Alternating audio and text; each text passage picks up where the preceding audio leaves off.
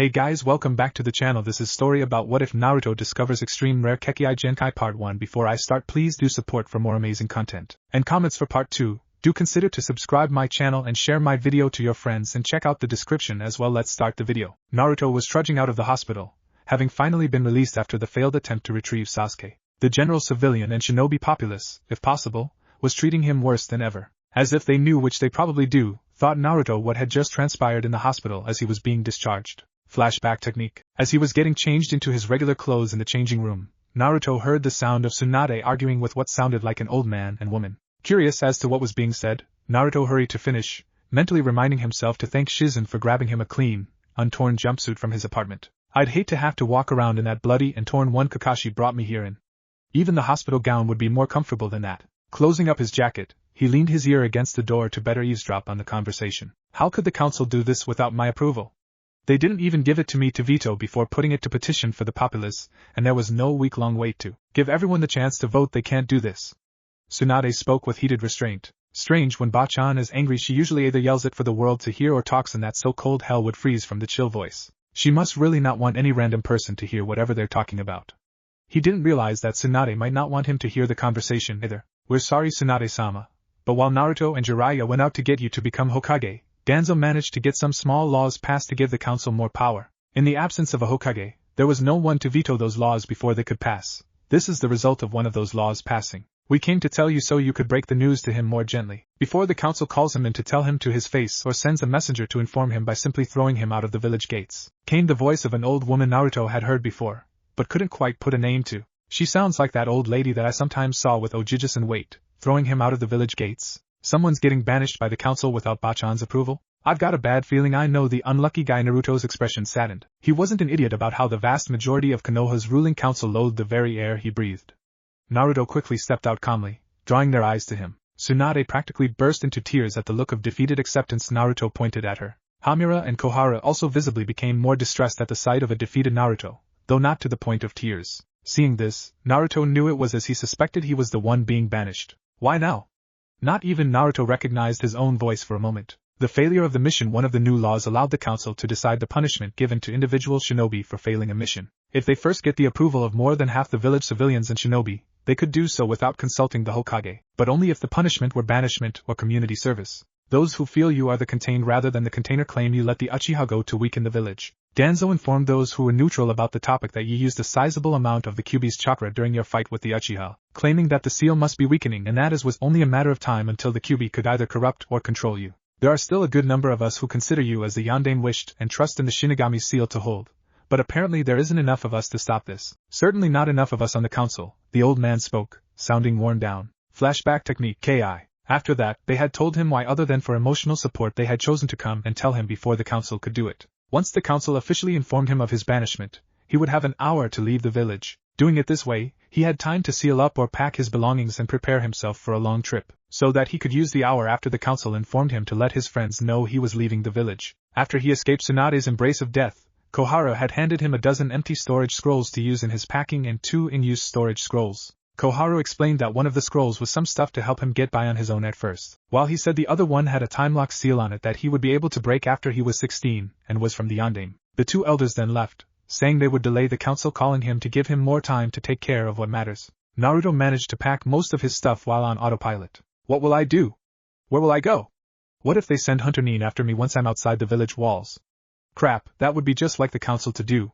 What to do? Naruto stood as if dazed at this point, trying to figure things out. He knew that being banished meant that he would no longer legally be a part of Konoha, so while they couldn't consider him a missing Nin and send Hunter Nin after him, the laws of Konoha would no longer protect him outside its walls. Not from any ninja who might just so happen to cross paths with him while on a mission from the council. Shit! There goes Ojiji-san's law to keep the truth about the Kyuubi and the seal's secret. Now even my friends will hate me. Maybe I should leave before the council summons me, to get a head start. Since the elders have already informed me of my banishment, I can just leave a letter saying that they told me and that I left peaceably like they asked. That way the council can't charge me as a missing Nin for leaving before they banished me. Sitting down on the floor and picking up a piece of scrap paper he was going to leave behind, Naruto began to write hastily. An hour later, Marino Ibiki and Mitarashi Anko were not happy campers. They were standing outside of an apartment, banging on the door. They had already checked everywhere else in Konoha for the Gaki who they were ordered to escort to the council room. I don't care if the Gaki is mourning the loss of his teammate, or his mission's failure has him moping. I'm busting down the door if he doesn't answer it in the next 30 seconds. Anko yelled, seething. Half a minute later, Ibiki and Anko were looking at a dirty but empty apartment, the door laying busted on its floor. Quickly, Ibiki looked at the paper with the address that their current target lived at on it, and after quickly comparing it with the number on the door on the floor, said, well, it is the right room. Then where the hell is he? Better yet, where the hell is all his stuff? Anko was fuming as they looked through the empty apartment. Did the Gaki move and tell no one? Then again, I can't blame him for it if he did. I don't know, but Ibiki cut off as he noticed what appeared to be a note sitting on the kitchen countertop. Anko apparently noticed it too, as she picked it up and began reading quickly. Then her eyes bugged out for a second and she was out the door rushing towards the Hokage tower, Ibiki right behind her and wondering what got into her. And why does she look even more pissed than usual? Between Konoha and the Valley of the End, Naruto was running along the same path he had not 1 week ago, mainly because he figured this was the last way they would expect him to go. He couldn't go to Suna or Wave, because those were the first places they'd check. He was worried about heading for IWA, since he does resemble the Yondaime, and their hatred for anything reminiscent of the man was known throughout the shinobi world. He wouldn't head to Kiri, because he remembered Haku talking about the bloodline purges that cost him his family, and his chance at a happy life. He hated the Mizukage with a passion for that. That leaves grass, aim, Kumo, waterfall, snow, and a few other small independent countries and islands. Seeing as I killed Aoi, and he was an aim Jounin, that country is probably out. Maybe Kumo. They've been on shaky terms with Konoha since the Hyuga abduction incident anyway, so they won't care that I'm on the run from Konoha, but since grass is closer right now, I'll go ahead and see what's there and make my decision based upon that. If Oto is in grass instead of beyond it, I'll be better off elsewhere. With that thought, Naruto jumped down into the large clearing ahead, gazing forward on the spires of bone that littered what was once a small, grass-covered flatland in the middle of a dense forest. Noticing a reddish upper torso with bones sticking out of its shoulders and back and a large bone spear on one arm, Naruto moved in for a look after he noticed that there was no breathing motion coming from the body. Kimimaro. I remember now what it felt like. To have no purpose. I'll search out a new purpose in this world, but I'll remember to not let someone like Orochimaru dictate or be my purpose. Even if you didn't mean to, you taught me that much. As Naruto gazed upwards into Kimimaro's lifeless eyes, he felt something strange in his mind and his chakra pool. At first, it felt like they were stretching outward, through his eyes and towards Kimimaro's corpse. Before he could seriously consider what was causing the feeling, there was a sudden pull and yank on his mind and chakra pool, followed by immense pain as it felt like they were both torn in two halves and one half of each blasted out of his body from his eyes and towards Kimimaro's body. Back in Konoha, Tsunade had just sat back from finishing up her last stack of paperwork on her desk. Boom! The doors to the Hokage office burst open and Anko stormed in waving a small piece of paper with writing on it. Hokage-sama. What is the meaning of this? Slapping said paper onto the Hokage's desk, she glared at Tsunade. Ibiki chose that moment to finally make it to the office, panting at having chased Anko all the way there. Tsunade picked up the note and read it. Her hand's grip tightened, her eyes narrowed, and her eyebrows formed a crease between them. Looking up, she saw Anko pacing furiously, grumbling about damn council bastards and the like, while Ibiki looked on with an eyebrow raised to show his curiosity. Mulling over her options, Tsunade decided to go for the direct, honest approach. Yes, the council banished Naruto. Ibiki looked shocked, while Anko looked ready to explode at her, Hokage or not. No, I couldn't stop it. At this she received a skeptical look from both people in her office. I thought the Hokage's approval was needed for any punishment of that severity, Ibiki said, closing the doors, then leaning against them with his arms crossed. Tsunade sighed and rubbed her forehead, feeling a headache coming on. Well, unfortunately for us, between Sensei's death and my appointing as Godame, the council passed a few laws to give them more power in certain situations. Anko and Ibiki were silent, waiting for more information. Although Anko was much more tense now. Not that I could blame her, thought Tsunade. Next to Naruto, Anko is the second most unjustly hated shinobi among our ranks by the biased fools of the council. The new laws allow them to assign individual punishments for shinobi who fail their missions, and if they get the approval of more than half the village civilians and shinobi first, they can bypass any need for the Hokage, but only if the punishment is either community service or banishment. Anko had a sharp intake of breath at this, and Ibiki winced in silent sympathy for her. What I want you two to do is go out and continue looking for Naruto for another hour to buy him some more time. At the end of the hour, return here. The three of us will then proceed to the council chambers, where I will inform them that I told Naruto myself and he has already departed from the village. Tsunade had a smirk on her face when she said this. Ibiki and Anko almost felt sorry for the council members she would inform of her view on the matter. Ibiki and Anko left the Hokage's office quietly, both planning to ask about Naruto's whereabouts at their own favorite hangouts. The bar and the dango stand, respectively. Naruto's Mindscape. It's about time you awakened, kid. Maybe now we can figure out why the hell he isn't here with you. At the sound of that voice, Naruto's eyes shot open. He'd only ever heard it once before, after Erosenin shoved him off that cliff, but he doubted anyone could forget this voice after hearing it once.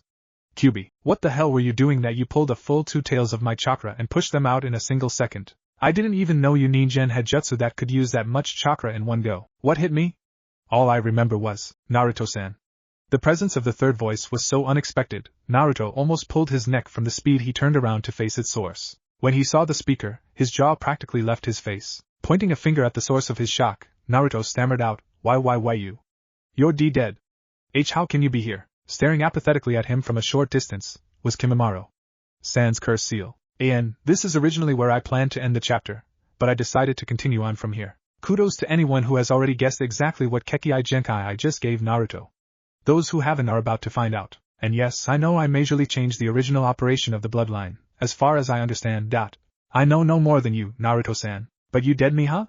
Naruto's face was contorted in a manner that reminded one of a donkey. That along with his words made it clear that he was confused to the point that even his thoughts weren't coherent. Maybe I should come down there and look more closely at this. Something's off about your eyes, kid. Naruto turned back to look at the fox. But before he could even ask what it was talking about, its massive silhouette simply vanished. Near panicking at the thought that it wasn't in the cage anymore, Naruto was even more stunned by what happened next. Hey kid. I'm down here. Even though the voice was still obviously Kyuubi's, it also held a certain femininity to it that Naruto wasn't expecting at all. Looking down, Naruto's eyes widened even further. Wearing a kimono covered with a design of red, white, and black roses on thorny vines was a woman of 5 feet 11 inches with, from what Naruto could see, a toned, lean body with a generous bust size. Her hair was black, straight, and went to the middle of her back, and her eyes were a reddish-orange with slits for pupils. On her face were 6 whisker marks just like his. If it weren't for the fact that she had fox ears on top of her head, 9 bushy foxtails behind her, and she was on the other side of the bars, Naruto would have just assumed that he had a really attractive visitor to his mind. Kyuubi is a woman. And a really beautiful one at that. Kyuubi's own eyes widened even further, as she could now clearly see what was off about Naruto's eyes. A single black ring around the pupil told her all she needed to know. A small, vulpine grin made its way onto her face as she thought, by Kami. I didn't even think any of that bloodline still existed anymore. This changes so much, and much more makes sense now. Well, that explains it. Naruto was still trying to wrap his head around all the surprises that had been in it recently. What? So I'm a woman. You thought the strongest of the Biju was actually a man, didn't you? Huh? Naruto shook his head as if to clear it, then got a focused look on it as if thinking hard. What explains what? Everything. Seeing him about to burst into a bunch of headache-rendering questions, Kyuubi decided to beat him to the punch by answering them. Your eyes are the mark of your bloodline activating the Rinnegan, and that explains the chakra drain we felt, the pain that caused you to pass out, and what Kimimaro is doing here in your mindscape when he's supposed to be dead and passed on. The last human I knew of having this was the Six-Paths Sage. I honestly never expected to see that Kami and Shinigami blessed gift again. Kami and Shinigami blessed my Kekkei Genkai? I have a Kekkei Genkai. What does it do and how does it explain this? He gestured to Kimimaro's presence in his mindscape to expand on what he meant. Kami and Shinigami did bless this Kekkei Genkai. How else would it be able to pull the minds and souls of the dead out of heaven and hell? Naruto almost lost his jaw again at that. There is several aspects to this bloodline.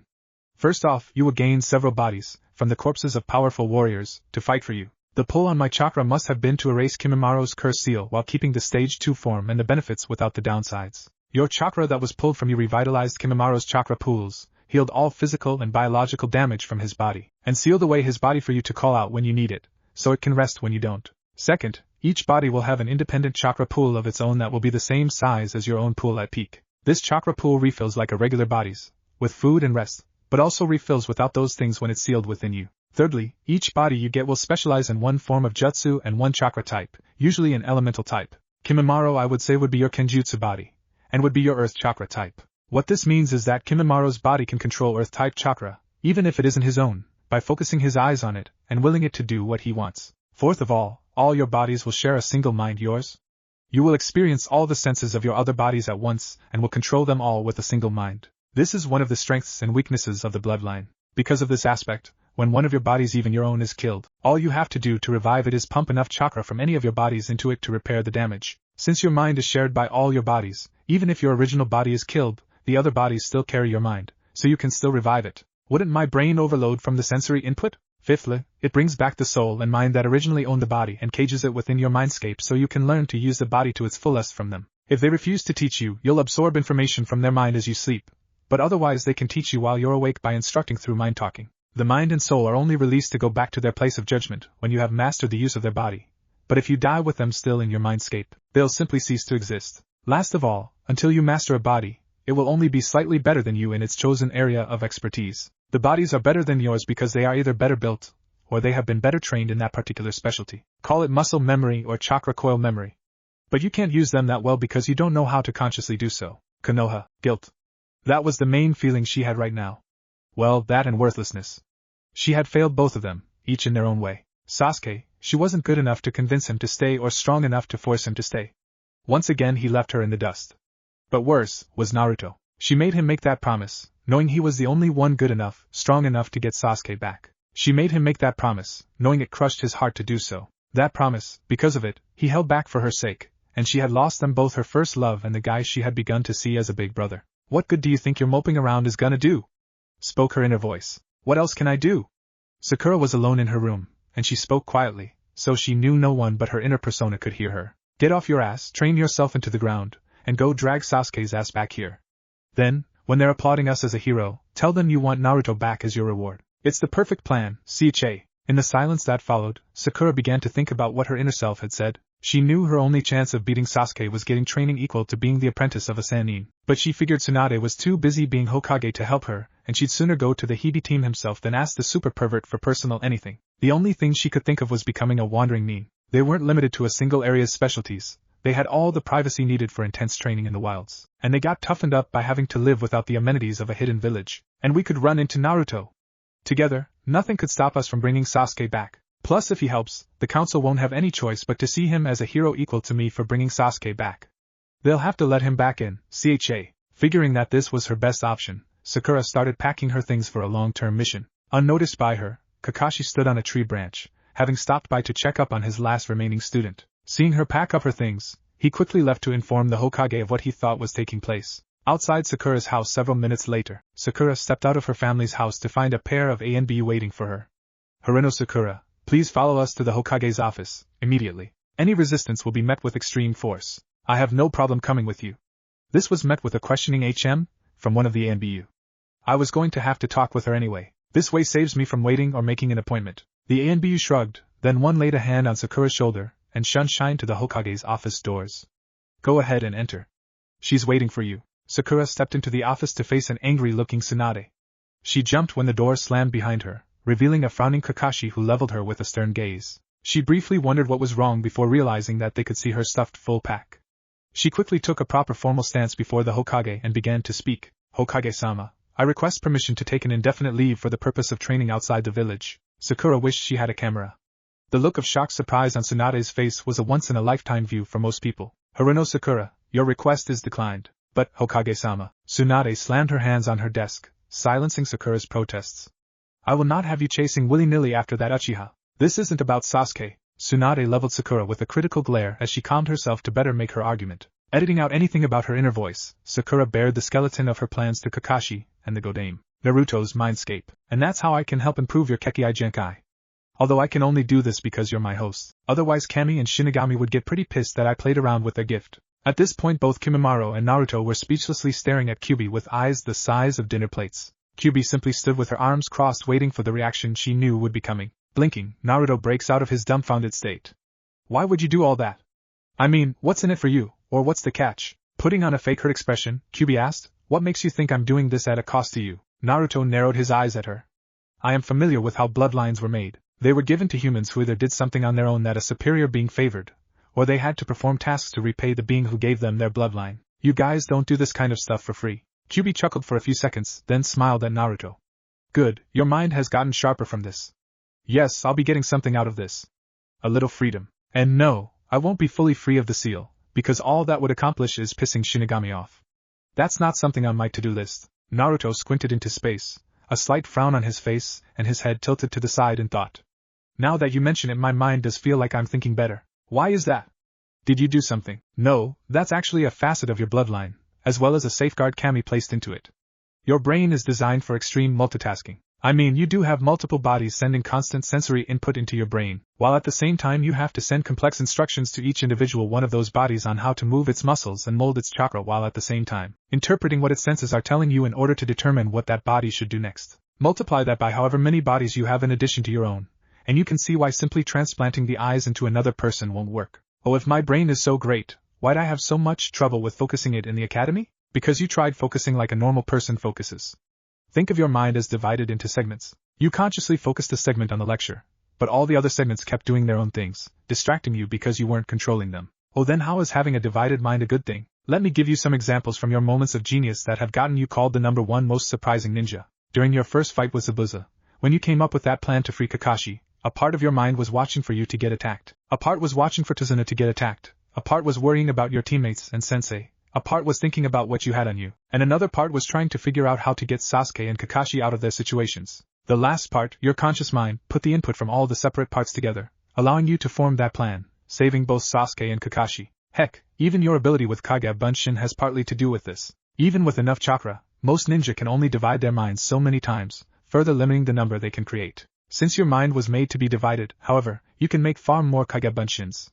Or even how you figured out the first and last stage of the Rinnegan. The first stage, one part of your mind was trying to figure out how to pop the balloon, while another part was watching the cat play with one. And the third part was listening to the first two to give you the idea for how to do it. And the final stage, after a week of focusing on nothing but completing the third stage of the Rinnegan, you get in a life or death struggle against Orochimaru and Kabuto, where your mind is divided amongst your personal fight with Kabuto, Tsunade's and Shizen's welfare, watching out for any more hungry snake attacks, and figuring out how to hit Kabuto with a Rinnegan when you need 2 hands to hold it steady, and suddenly you figure out how to perform a complete Rinnegan. By this point, I was wondering what was up with the repeated odd timing of your flashes of genius.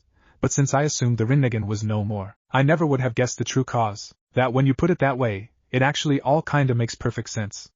I guess you were right, me having this gift does explain everything. I sense we have spoken more than enough.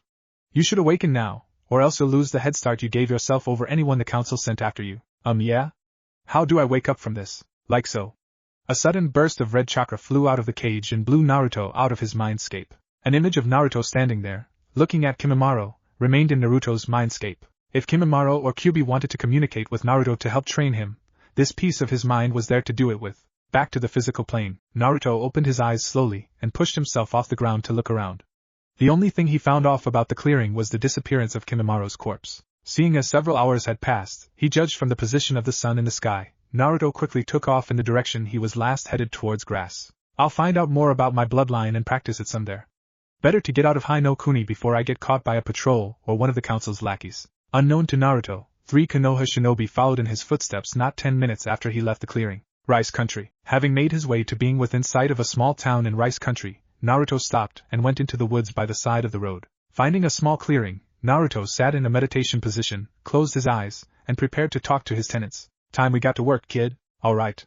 So how do I call out Kimimaro's body or use this bloodline? Just pour a little chakra into your eyes and repeat after me. Having sensed the use of chakra in the nearby forest, the 3 Konoha ninja went off the road to the city to investigate it. Right as they were within sight of the small clearing Naruto sat in, they heard him say something. First path of sacrifice. There was a large puff of smoke, which cleared to reveal a level 2 curse seal Kimimaro facing Naruto, his eyes a vibrant blue with one black ring in the iris. The kunoichi shrieked and the 2 shinobi gasped, a demon. Naruto's eyes snapped open and both his heads jerked towards the sound of those voices.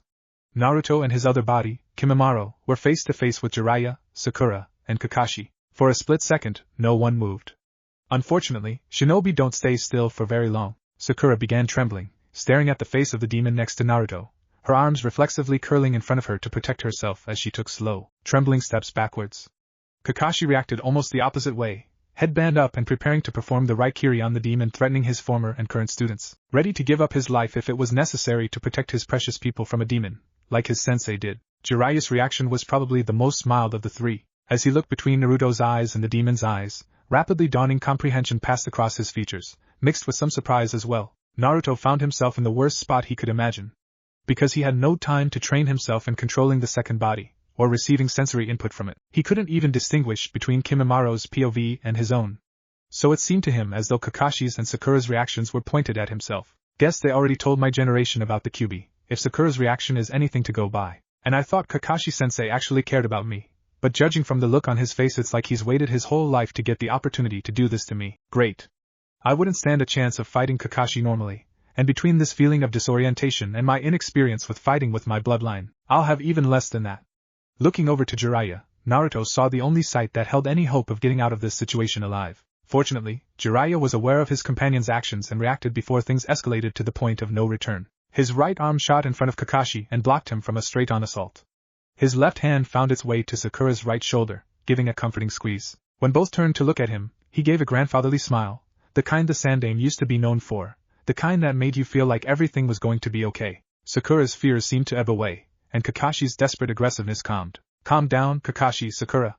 Things aren't what they seem at first glance. A confused look crossed the two's faces at Jiraiya's statement, and as they turned back to face Naruto they took more defensive, less aggressive stances, waiting for Jiraiya's explanation of his strange statement. Instead of launching the explanation right away, he struck up a conversation with the still and silent Naruto. So, when did you activate the Rinnegan, Naruto? And how come you never told me? The other three looked stunned, two of them wondering what's the Rinnegan, and Naruto thinking he knows what the Rinnegan is by sight of it alone. It happened on the way here, so I couldn't really tell you before now.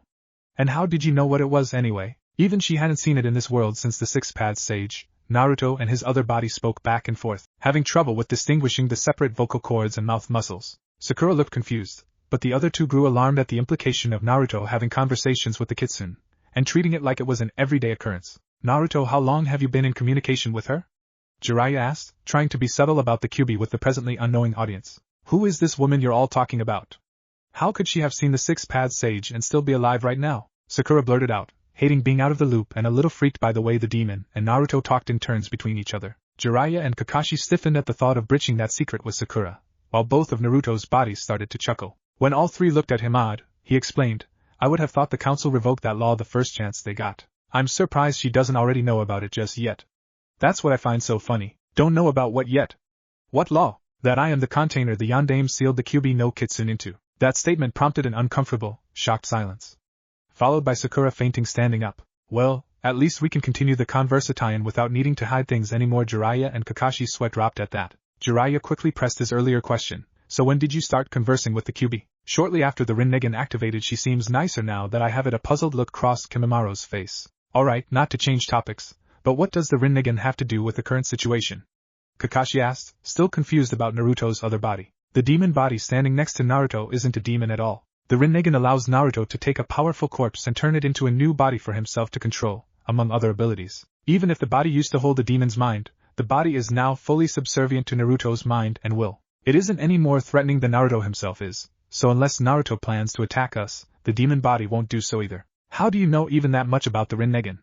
You recognized it by sight, and you mentioned it had more abilities than those linked to the bodies? She didn't mention anything like that. At the time I started teaching the boy who would become the Yondaime, I had picked up 2 other students.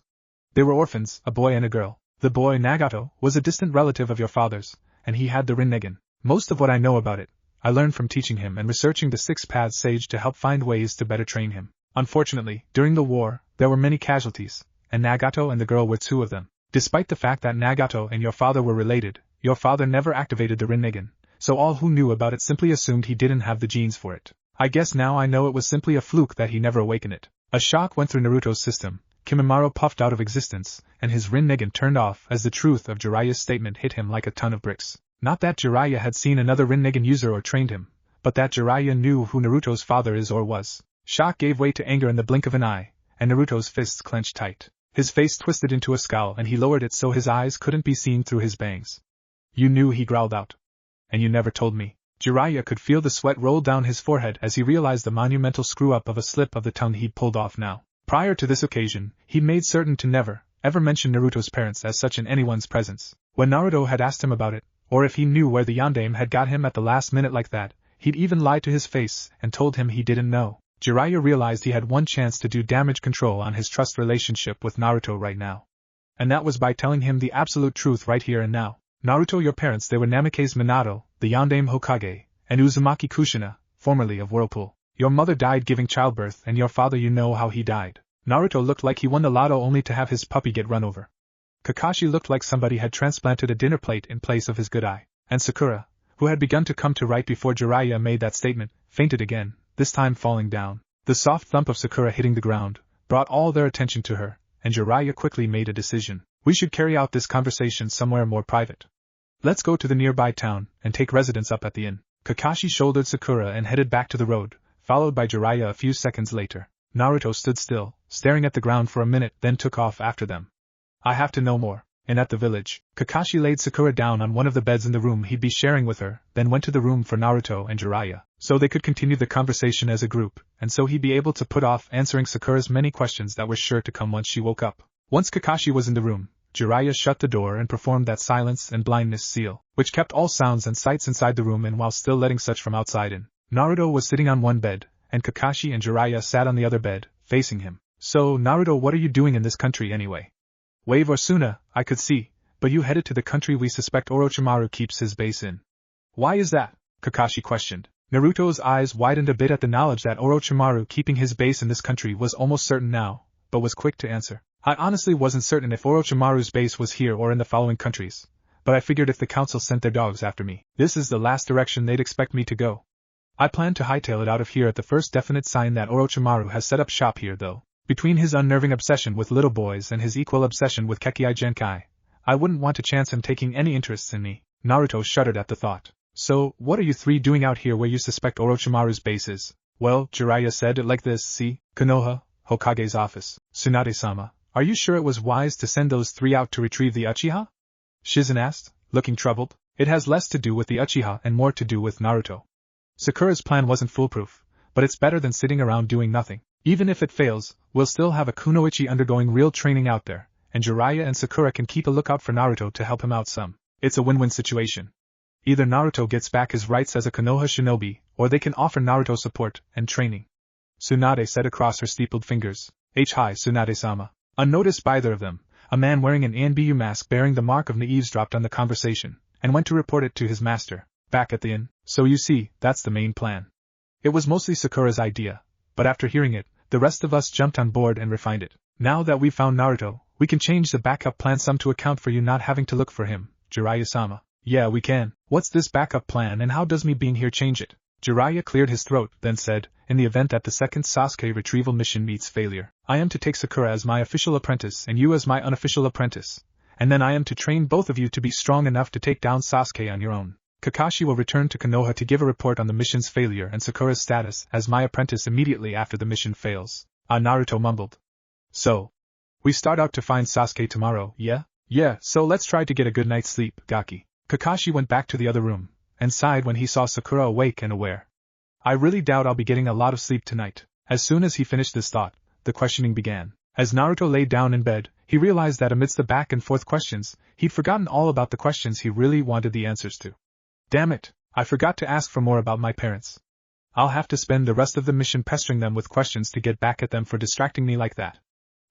Time skip of a few days. All went less than well, as Sasuke was nowhere to be found in the base that they'd searched and Sasame's friend was beyond saving. Naruto hadn't even gotten in any practice with his bloodline, figuring that Kimimara's former body would definitely freak Sasame out. Outside Orochimaru's newly ruined lair, Sakura and Naruto were doing their best to comfort a crying Sasame, while Jiraiya and Kakashi stood off to the side talking quietly. Kakashi, I need you to do something for me before you return to Konoha. What for? It'll help in training Naruto's Kekkei Genkai in a way I cannot easily do alone. And it will help Naruto's Kekkei Genkai itself. It shouldn't take you too long. Alright then. What is it you need me to do? An hour later, Sasame is reunited with the anti-Orochimaru Fuma clan members, and the four who once called Konoha their home were leaving the village the Fuma clan was based in.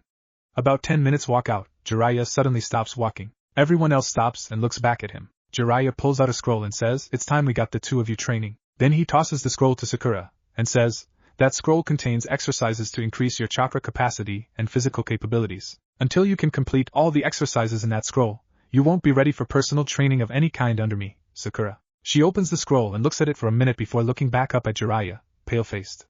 Jiraiya motions to the woods to the right, and Sakura trudges off into them with her head down to work on the exercises in the scroll. Once she was out of sight, Jiraiya and Kakashi both look at Naruto, whom is practically jumping out of his skin from containing his excitement for training. Suddenly, Naruto looks at Kakashi like something clicked in his head. Hey, Kakashi-sensei. Aren't you supposed to be on your way to Konoha to give those reports? Actually, yes. But Jiraiya here asked me to do something to help with your training, a specific task, and I agreed, so I'll be around you for a little longer. Naruto looked at Jiraiya, who had his arms crossed and a smug grin on his face. Naruto, Jiraiya began, the first part of your training in the Rinnegan must be to get you accustomed enough to having multiple bodies that you can effectively use them in combat situations. When I used this training with Nagato, we called it long distance and multiple places training. In order to perform this training, we first need you to call out one of your bodies. Right. Hey, QB! How do I do this again? Sai, just push chakra out your eyes and say, the first path of sacrifice. When the poof of smoke cleared, the level 2 curse seal form of Kimimara's was once again revealed to the two shinobi. So what do I do now? Naruto and Kimimaro asked. You probably notice you are having a difficult time telling which body is giving you which set of sensory input, right?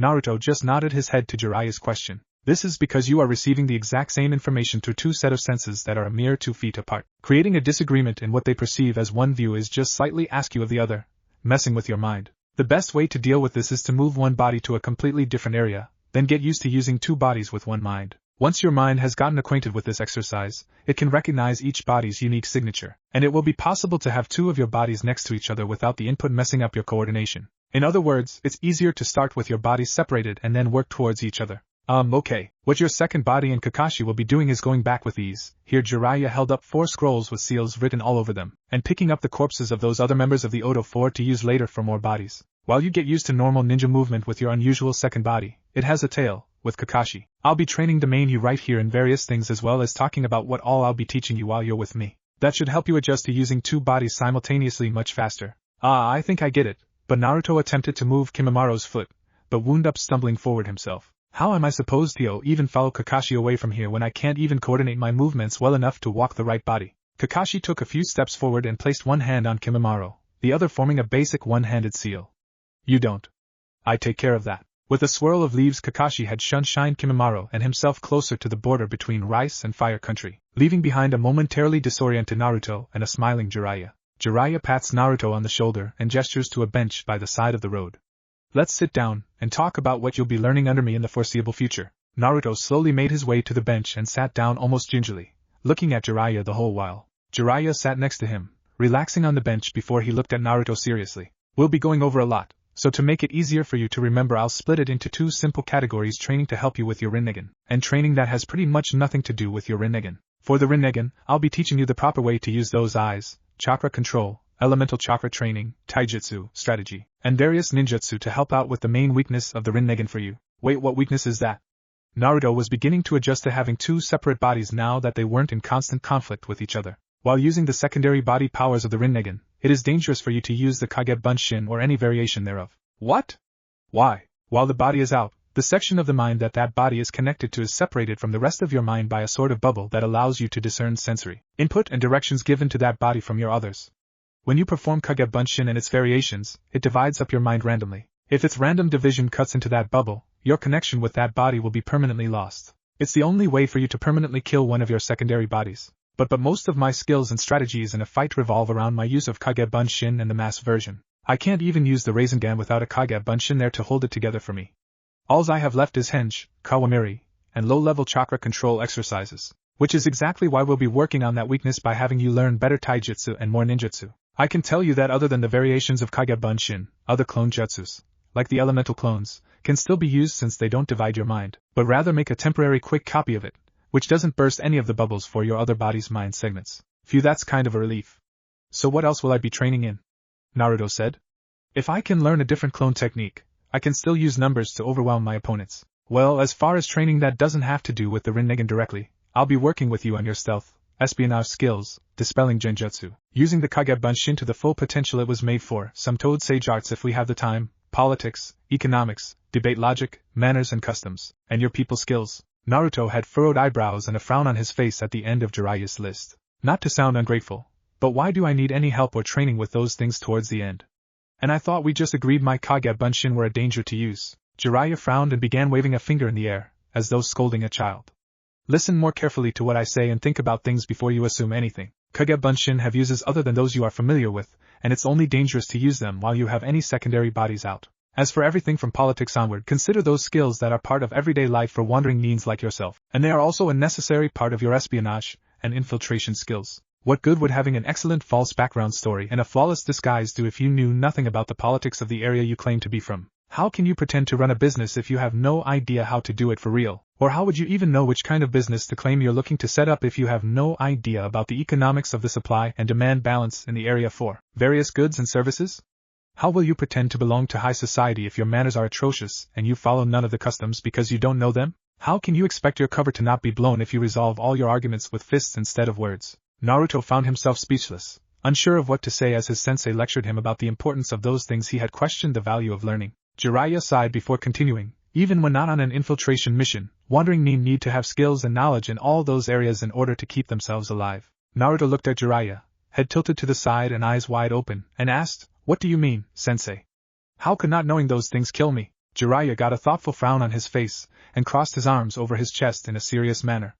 "Many different ways. Say you didn't consider the political environment of the country you were fleeing into before you went there. If you had fled to water country or earth country, you could very easily be dead right now. Due to all the civil wars and the bloodline purge, people in water country barely trust the person across the street in their house, so you can guess how well they trust outsiders, not to mention outsiders with Kekkei Genkai. To them wandering nin and missing nin are equally as threatening and equally as hated. Don't get me started on how IWA would react to a wandering nin who was practically the spitting image of the Yondaime Hokage. As for economics, you need to know how to make money if you plan on anything other than becoming a completely self-sufficient hermit who lives only off the land and what he makes with his own 2 hands, or becoming a petty thief like those Fuma clan members were acting like before I set them straight. If you do get clients, being able to be mannerly, observing the proper customs, and having good people skills are necessary to maintain a good reputation with clients, so they might recommend you to their associates or friends. And solving all your problems with your fists first, and your brain second is a good way to wind up in bingo books. And then any bounty hunter or ninja looking for a quick buck will look to kill you at the first opportunity.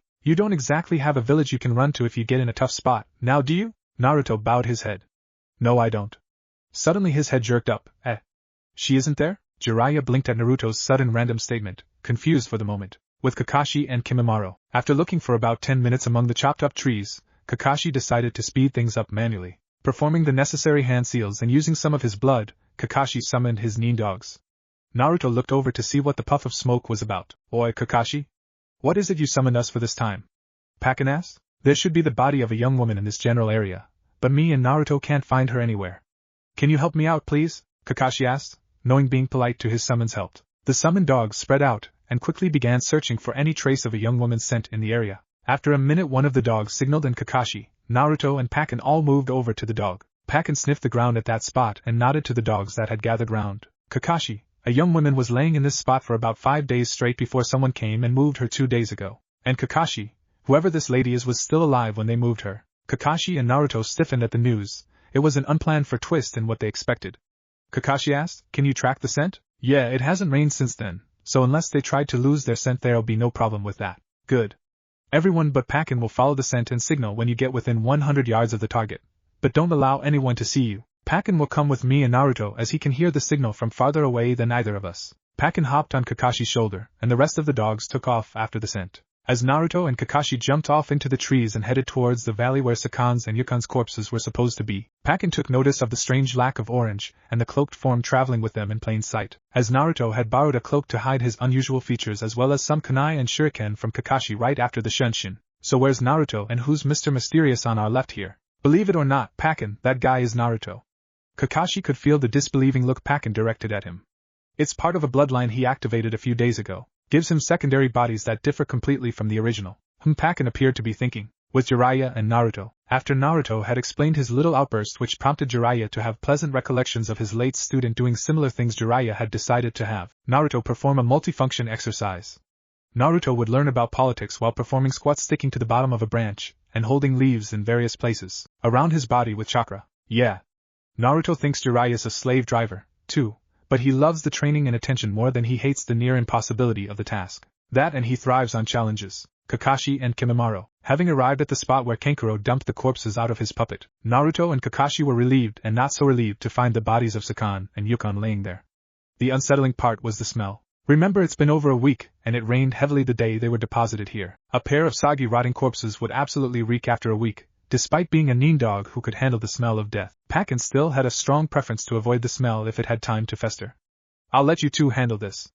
I'll regroup with you when you're done." Pakken leapt off of Kakashi and ran to someplace upwind of the decay. Trying not to tear up at the smell, Kakashi looked over at Naruto, and seeing that it was taking everything he had to not heave, decided to take some pity on him. Quickly looking over the scrolls Jiraiya had given them, Kakashi noticed one was labeled double body. He quickly sealed the attached bodies of the brothers into the preservation storage scroll, that performed a low-level futon jutsu to blow the stench downwind completely. Naruto was still dry heaving, but this time it was because of the writhing mass of maggots where the brothers' bodies were just minutes before. The sealing only took certain things in. Bacteria, viruses, insects in any form and parasites were all filtered out by the seals on the scrolls. It helped the preservation seals do their job. But it also left behind a nasty mess to see. Jiraiya and Naruto. After Naruto was past the dry heaving fit he had which had earned a merciful break from Jiraiya when he was able to explain it between heaves, Jiraiya made Naruto return to what they were doing before. Sifma. So, where should we start with the lesson on politics? Not that I'd want it to happen. But how about explaining the whole deal with me being banished when no one else on my team was? Alright, but this issue is complex, so prepare yourself for a very long conversation. Naruto simply nodded as he continued his upside-down squats with chakra control exercise. First of all, the law we're talking about gave the council the power to single out shinobi on a group mission that failed for individual or separate punishments if the right conditions were met. There were 3 major conditions to be met in order for the council to have this power. First, the shinobi must have been involved in a failed mission of C rank or greater. Second, the majority of the council, the majority of the shinobi population, and the majority of the civilian population must each agree, via 3 separate voting pools, that the council has the right to punish that specific shinobi in a specific way. Third, the punishment must either be banishment or public service without pay, basically being required to do so many hours of missions 1 rank lower than you're qualified for before you're allowed to go back to regular pay missions. You were involved in the failed Sasuke retrieval mission, which was higher than a C rank, and your punishment was banishment, so the first and third conditions were quite obviously met. I'm guessing you're wondering about the second condition though. Naruto nodded his head, though he had a good idea of the cause. Okay. First, the council's vote. We both know exactly why and how much the majority of them hate you, Naruto, so I shouldn't have to explain how that voting pool got passed. Naruto sighed and nodded, figuring it was going to be more of the same for the other 2 as well. Second, the civilians' vote. When people are faced with a horrible and or personally traumatizing tragedy, it is human nature to have a need for someone or something to vent the pain, fear, and anger on. When the rightful person or thing to blame isn't within their power to vent upon, they find what they recognize as the next best thing, usually called a scapegoat. All the civilians who lived in Konoha before, during, and after the Kyuubi's attack would have needed such a scapegoat, and you were the most convenient. So it shouldn't be hard to figure out why the majority of the civilians voted to have you banished. Naruto's squats had begun to slow down, not from exhaustion but from a growing pain in his soul. The matter-of-fact way his sensei spoke about this was like he was saying it was fated to be like this, and Naruto was starting to believe it himself. Third, the shinobi vote. This was where things got iffy and people had to be convinced to make it go through. Shinobi, at least the good ones, are trained to separate their emotional and logical responses to a situation and choose the logical one in such occasions as this vote. So the majority of them wouldn't have allowed their pain or anger to cloud their judgment to vote to banish a perfectly good shinobi, which was why Danzo had to step in before the vote and inform them of certain facts. Danzo took the mission reports for the Sasuke retrieval mission and convinced those logical shinobi that the seal must be weakening if that much of Kyuubi's chakra was leaking out into you. Even though they still didn't see you as Kyuubi incarnate, with Danzo giving them his version of the facts, they would be forced to see you as a primed explosive tag that would release the Kyuubi on those around you when you went off. What's the most logical thing to do with an explosive tag that cannot be destroyed or disarmed that is in your home, near your precious people? Get it as far away as possible. Naruto said. I don't know whether to feel sad that they saw me that way, or happy that they didn't throw me out because of blind hatred. Naruto's head suddenly snapped up, and he lost a few leaves in a moment of surprising realization. Wait a second. How the hell did Danzo get his hands on the mission report when only the Hokage is supposed to have access to those? And how did he know about me using the Kyuubi's chakra? I didn't have a chance to give my official report before the council handed down my sentence, and no other than Sasuke was there when I used it. I really doubt Sasuke decided to mail Konoha a letter telling them I used the red chakra. Jiraiya sighed. Remember that you were accused of letting Sasuke go intentionally, which would be insubordination by willing sabotage of the primary objective of the mission. In order to determine the accuracy of the charge, the council would receive access to 3 things in relation to it: hard evidence, of which there was none, an eyewitness, and given that the only 2 were either a missing nin or the accused, they chose to not bother hearing it, and the mission reports regarding the mission. Logically, since Danzo was on the council, and the council had access to the mission reports, Danzo had access to the mission reports. Also, while it is true that no Konoha loyal shinobi saw you using the Kyuubi's chakra, Kakashi did sense it as he approached the Valley of the End, and he would have included this fact in his unbiased report. Naruto didn't know how to take this information. He had been banished most likely because of something Kakashi-sensei had written in his part of the mission report. He understood why his sensei had done it, and he knew Kakashi never would have expected it to have these consequences for his student, but it still hurt some inside. So why just me? Was it just the Kyuubi, or, while it is true that you were singled out by the council because of the Kyuubi, there are 2 reasons they could give those who accuse them of bigotry. First, assuming that the council actually votes them as being at fault for the failed mission, the odds that the civilian and shinobi populace would decide the same are extremely slim. Everyone else on that team was an heir or prodigy of an important clan in Konoha, so they all had social status with the civilians and strategic importance to the shinobi, without the drawbacks of the QB factor. Second, when a mission has multiple parts to it, and everyone except one person succeeds at doing their part of the mission, any mission failure will be blamed on the one who failed their part. Throughout the retrieval mission, your teammates' parts in the mission gradually became keep this sound 4/5 member from interfering in the primary mission. If you look at it that way, everyone but you succeeded in their part of the mission, even if Shikamaru, Kiba, and Lee had help from the Suna siblings to do so. The only one who failed his part of the mission, technically, was you. So the failure of the mission could easily be pinned on you. Sifma, Kakashi and Kimimaro, having just sealed the huge guy from the crater Choji made, Jirobo, and having sealed the 6-armed guy already, Kidamaru, Naruto and Kakashi were ready to backtrack to Tayuya's former location to wait for the dogs to signal they'd locate her when Pakin's ears perked up a bit. Without seeing it, Kakashi still knew it happened. Which direction and how far are they signaling from, Pakin? After a moment, Pakin pointed about 40 degrees to the left of their current heading and said, about 2 kilometers in that direction. Kakashi and Naruto took off that way at a fast pace. 5 minutes later, as Kakashi and Naruto drop into the spot where the summoned dogs are waiting for them, a hail of kunai come out of seemingly nowhere, and dispel the summoned dogs on the ground. Pakin, you're not a fighter, so get out of here. I'll resummon you sometime after this is over. As the cloud of dispelled summons dissipated, 3 Konoha A and B with the mark of Na on their masks became visible. Stranger-san, it would be in your best interest to leave here now. Our business is with Kakashi-san, the one on the left spoke. I apologize, but I can't abandon my escort any more than he can abandon me, Naruto said. Then I apologize that you had to become a victim of circumstance. Kakashi-san, under orders of Danzo we are to eliminate yourself, Harino Sakura, and Uzumaki Naruto at the first opportunity upon which any or all of you are separated from Jiraiya-san. For becoming a security threat to Konoha and aiding in the empowerment of said threat is the reason for your sentence. The 3 Root A and B charge at Kakashi and Naruto, one straight on and one flanking each side. Crap. I'm nowhere near ready for combat with this body yet. Did you forget we're here to offer some help? The voice of Kimimaro sounded out in Naruto's head. Naruto and Jiraiya, Amero-senin, I have to take a time out on training here. Kakashi and I just got attacked by Root, and I kinda need my full attention available for this fight to help Kakashi. Alright. Sit at the base of the tree and meditate. I'll go see how Sakura is coming along with her conditioning. Kakashi and Kimimaro, practically snapping the downside of his headband up and flying through the hand seals faster than Naruto could blink while charging towards the ANBU who was going straight down the middle at them. Kakashi activated his Chidori and plowed it through the Root ANBU's head in the same instant. All 3 living spectators to the event give pause as they are stunned by the suddenness of it, giving Kakashi the second needed to yank his arm out of the corpse's head and jump back close to his starting position. Kakashi, I didn't know you could form a Chidori that fast. Normally I can't. I had to use twice as much chakra as a normal Chidori to pull that off, but it was worth it. Kakashi-san is correct, Naruto-san. Instead of 1 3-on-2 fight, you now have 2 1-to-1 fights. Turning back to the ANBU that was charging his side, Naruto catches the tail end of the hand seals the ANBU was forming while Naruto was distracted. Crap, Doton, Doria Dango no Jutsu. The ANBU called out. Naruto. Focus your eyes on the brownish energy forming in front of him. You feel that pressure in your mind? Yeah. When that thing comes up, push against the pressure in your head with all your might. As the dragon began to form out of the ground in front of the ANBU, Naruto started pushing as hard as he could. Seeing nothing happening as the dragon reared its head back to hurl the boulders bulging in its neck at him, Naruto pushed with everything he had. At the last second, the dragon jerked around and fired 2 boulders at the ANBU that was behind it. Being so surprised at the reversal of his own ninjutsu, he had no way to dodge either boulder, only to guard out of reflex. There was a slight crunching noise and a small grunt, but the ANBU stood mostly unshaken. What the heck? I just burned off like half my chakra to do that, and he shrugs it off. Not all is as it appears, Naruto-san.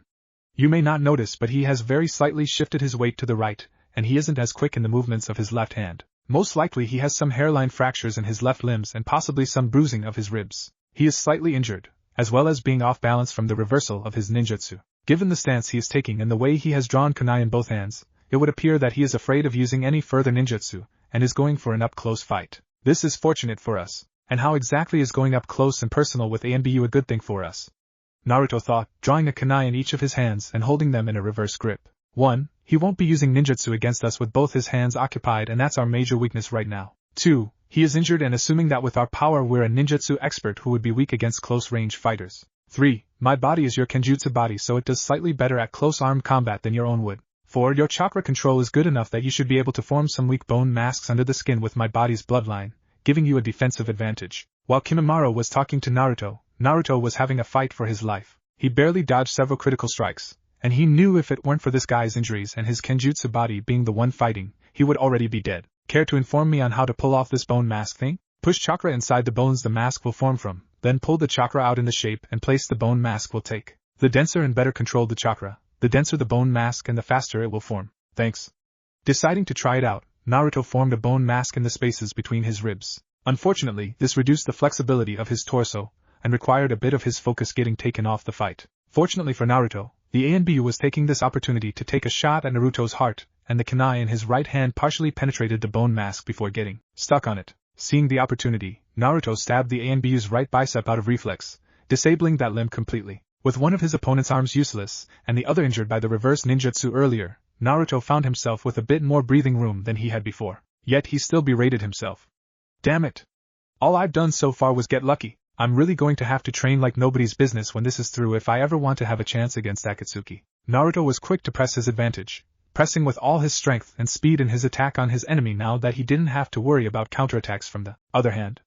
The ANBU meanwhile was struggling to hold his own. The hairline fracture he had from the boulder crashing into his arm earlier was beginning to spread and get worse from absorbing the impact of the blows he was blocking. The only thing keeping the fracture together at this point was the 1,000 miniature chakra strings he had silently formed in his arm to reinforce the bones and hold them in place together, just like he had done with his leg, but he was starting to tire from both physical and chakra exhaustion. Everything added up in their fight fairly quickly, and one slice that the ANBU failed to both block and dodge later. Naruto had a fair amount of blood on his arm with splatter on his face, and the ANBU lay on the ground bleeding out through his jugular, and choking on his own blood. Naruto stood stunned as blood dripped from his arm and kunai, the sound of Kakashi and his opponent clashing echoing in the clearing behind him. Hearing Kakashi grunt in exertion, Naruto turned around and saw him pressing kunai to kunai with his opponent, the two trying to overpower each other. The two saw a blur moving in from the corner of their visions and, either letting up on the pressure, they both turned their heads to see a half-dozen shuriken coming in on the root ANBU. The instant Kakashi felt his opponent let up on the pressure, he dropped his kunai and grabbed the ANBU by the wrists. Using his Sharingan to predict the ANBU's movements, he held his ground for the second it took the shuriken to hit their target. With the root ANBU disabled by his injuries, Kakashi released his wrists, disarmed him of his kunai, and plunged it into the ANBU's heart in a single smooth motion. Panting, Kakashi quickly pulled his headband back over his Sharingan and sat down. The 3 root operatives sent to kill him and both his former students were dead, so he felt pretty safe for the moment despite the nagging voice in the back of his head that he was forgetting something important. Looking over to his bloody former student, he recognized the look on his face. "What's wrong, Naruto?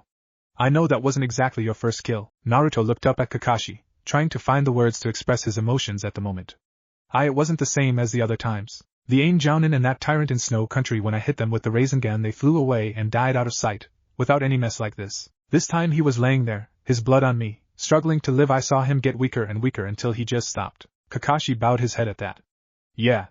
There's always a difference between knowing you killed someone and actually seeing the life leave him. But remember, if you didn't kill him, he would have killed that body, helped his partner kill me, and then he would have regrouped and gone after you and Sakura. Which do you prefer, getting bloody and knowing Sakura's safer for it, or staying clean and always worrying for her safety? Naruto sat next to Kakashi, facing the opposite way to watch for trouble while they recuperated from the fight. They could wait to continue tracking down Tayuya until they were in better condition. Besides, they'd have a hard time finding her without Kakashi's summons, and he needed to recover enough chakra to summon them, and still be able to put up a decent fight if they ran into more trouble. Unseen by the two in the clearing, the last root ANBU of the 4-man squad left the area to report to Danzo about this strange man with unusual powers that was helping the little group they were sent to exterminate.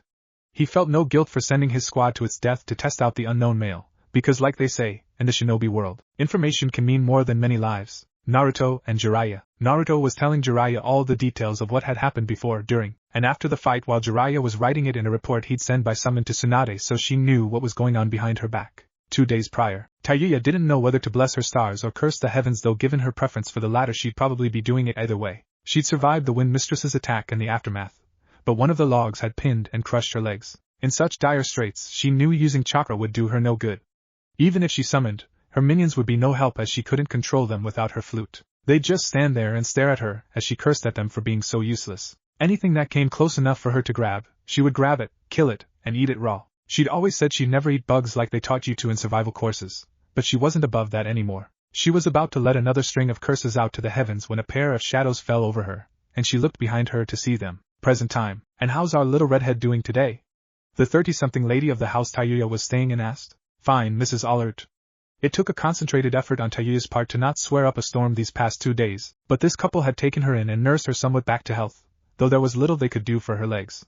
"No use getting your hopes up for walking, girl. Orochimaru team will recover from his body switch within the next week, and then he'll realize he can still sense your seal. Then he sends his special forces out and it's bye-bye Tayuya. Me and my husband are going out to get some things from a nearby town, but our son will be staying here to take care of you until we get back. You'll be okay with that, right, Tayuya-chan? Tayuya mentally grit her teeth, both at being called Chan and at the thought of spending a full day or two alone with the 10-year-old who kept trying, poorly, to hit on her, but forced a sunny smile and said, "Yep, no problems here." As she heard the doors shut as they left, Tayuya mentally braced herself for the tribulation she knew was quick in coming. Sure enough, not 10 seconds later she heard it. "Hey baby, believe in love at first sight? If not, I can always walk by a second time. I wonder how I can strangle him and make it look like an accidental death without the use of my legs." With Kakashi and Kimimaro. As Tayuya was contemplating the murder, and possible castration, of the young man, Kakashi was gathering his chakra for another summoning. Fortunately for the two of them, they had found out that Kimimaro kept a small number of soldier pills on his person at all times, and apparently they had stuck with his body all this time.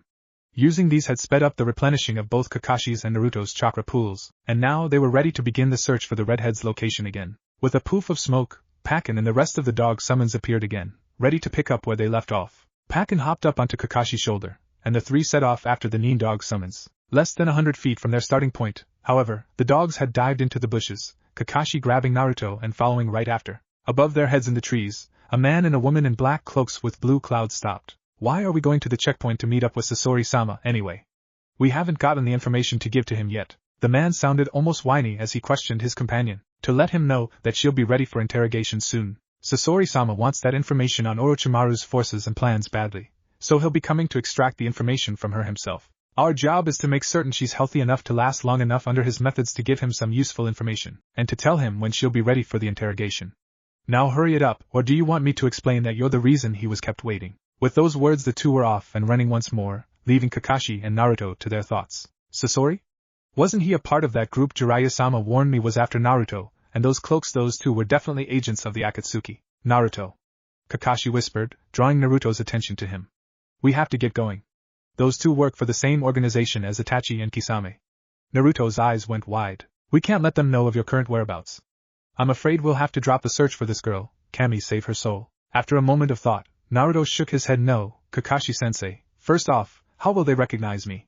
This isn't my original body and looks nothing like me. Second, anything that helps our enemy hurts us.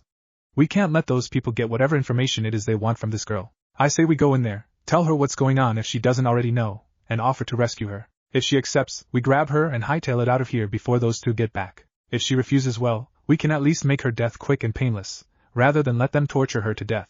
Either way we save her from torture, they don't get the information. And Sasori will probably be pissed at those two for failing to deliver what they told him they had when he arrives later on expecting it. Kakashi sighed. He didn't like it, but he had to agree with Naruto's logic. Alright, but I want you to inform Jiraiya of this little kink in our plans.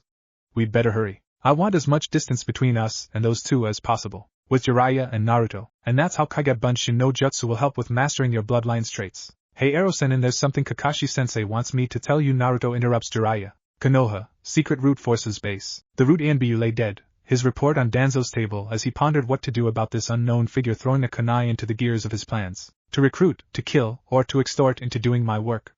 No matter which I choose, I need more information on this unexpected variable tossed into my plans. Clearing his throat, Danzo said, prepare a squad for a long-term, unsupported, high-priority information-gathering mission. They have 48 hours before they'll be briefed, maximum. And get someone to dispose of the remains of this failure. With a silent nod of his head, the Root Anbu in the corner disappeared from the room to complete his master's orders. Between Jiraiya's location and Konoha, Gamakachi was booking it, trying to get to Konoha as fast as possible. The scroll Jiraiya had given to him tucked into his mouth and wrapped in his tongue. He had been given special instructions to stay out of sight of any and all Konoha shinobi above Gen in rank with the exception of the Hokage herself and Shizen, until he had delivered the scroll to her. Small village on the fire/rice border. As the two of them approached the village, Kakashi began to wonder about the location.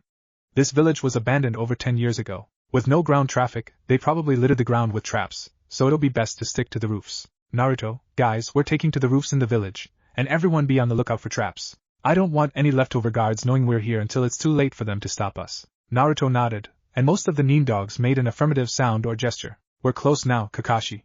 100 feet forward and 20 feet to the right, second story room. That's where she's at. Pakin spoke up. Alright. Naruto, I'll go in. If I need a hand, I'll flare my chakra and Pakin here will tell you about it. You'll be the element of surprise if it comes down to that, okay? Naruto nodded, though with a frown this time. Inside the house. For the last time, you're just not my type, okay, kid? Kakashi looked up at the ceiling, wondering what the heck was going on upstairs to produce that statement. A young voice answered her statement. Come on, Tayuya-chan, you just know we'd be perfect together. Kakashi swore at the bottom of the stairs that he could hear this Tayuya's teeth grinding together. I really hope they aren't both guards. I don't think 100 of me and Naruto would be enough to deal with a woman pissed off at the guy who can't take a hint. Standing outside the room the grinding noise was coming from. Kakashi raised his headband from over his left eye to prepare for the fight he expected on the other side of the door. Bracing himself for any counterattacks, Kakashi kicked the door down and looked inside. He immediately released the genjutsu inside the room that his Sharingan perceived with a hand seal and a flare of chakra, unknowingly breaking it for Tayuya, too. The image around the kid hitting on Tayuya wavered before falling to reveal the stout man underneath it. At 4 feet 5 inches, it was obvious to Kakashi the man had no care for his personal appearance, as all his hair, on his face and head, was wild and unkempt. His teeth were yellow just a bit, though all of them were there and perfectly straight. His nose was bulbous, his eyes were large, with the iris a dark brown bordering on black, and his hair was an olive green color. Kakashi was just thankful for his own eyes that the man had better fashion sense than Naruto or Guy, wearing a tan leather jacket and pants with a fishnet shirt and snakeskin boots with pointed toes. If someone as ugly as this guy was wearing a bright orange jumpsuit or any color of spandex, I think I'd gouge out my Sharingan for forever copying the image to my memory. Seeing the other person in the room was a red-headed girl that was stuck in a bed, Kakashi guessed she was the one they were there to extract. The shocked look on her face when the genjutsu dropped seemed to support that theory, in his eyes at least. Kakashi also noticed something that, would the act not have obstructed his view of his opponent, would have made him slap his forehead and bow his head. Out the window behind Tayuya's head, and thus out of her view, sat Naruto and Pakken, looking in to see what was happening. Of course they're there. I flared my chakra to break the genjutsu. At least they didn't come charging in without checking the situation first. Kakashi looked back at his opponent, hoping to keep his eyes off the window. What's a 40-something-year-old man doing hitting on a girl who's 16 at the very oldest, and using a genjutsu to cover such an ugly face to deceive the lady too? TSK. Even as the man grew red and glowered at Kakashi, Kakashi felt himself grow a little angry as the truth in his taunt hit him. I might believe in the philosophy if they're old enough to kill, but more than a decade's difference is cradle robbing no matter how you look at it. He's an ugly pedophile. Kakashi glared at the man, and spoke in an angry voice. What's the name of the ugly, old pedophile I'll get the distinct pleasure of killing today? Kenai Yamamoto, 1.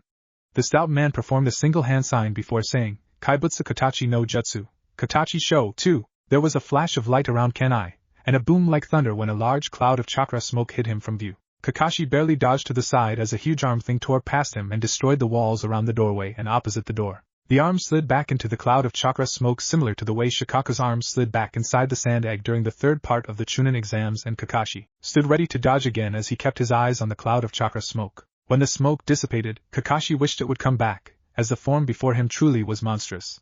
The 4 feet 5 inches man had become a 7 feet 11 inches something. Its legs reminded Kakashi of an elephant, short but stout and round, and its arms were just like a gorilla's if the gorilla was 8 feet tall, and had 3 malformed claws on each hand instead of fingers. Its torso was wider than 2.5 times Kakashi's shoulder-to-shoulder width, and was very well muscled, even having a 16-pack. The top of its large skull was flat, with the back broad and the front coming almost to a point, like a triangle pointing to what it was facing. Underneath the top of its skull, Kakashi couldn't tell if it had a face or not, since from the bottom of the front of the skull down, and around to the back of the head was covered in hundreds of thin tendrils. The closest thing it had to a face was the 2 large holes, which Kakashi guessed to be nostrils, on top of its head. Kakashi was thankful to see a loincloth, as the thing was bad enough as it was. Its skin was hairless and oily looking, colored gray with spots of various sizes and shades of brown and green, while its bulging muscles seemed to crawl underneath the skin. Tayuya had gone pale.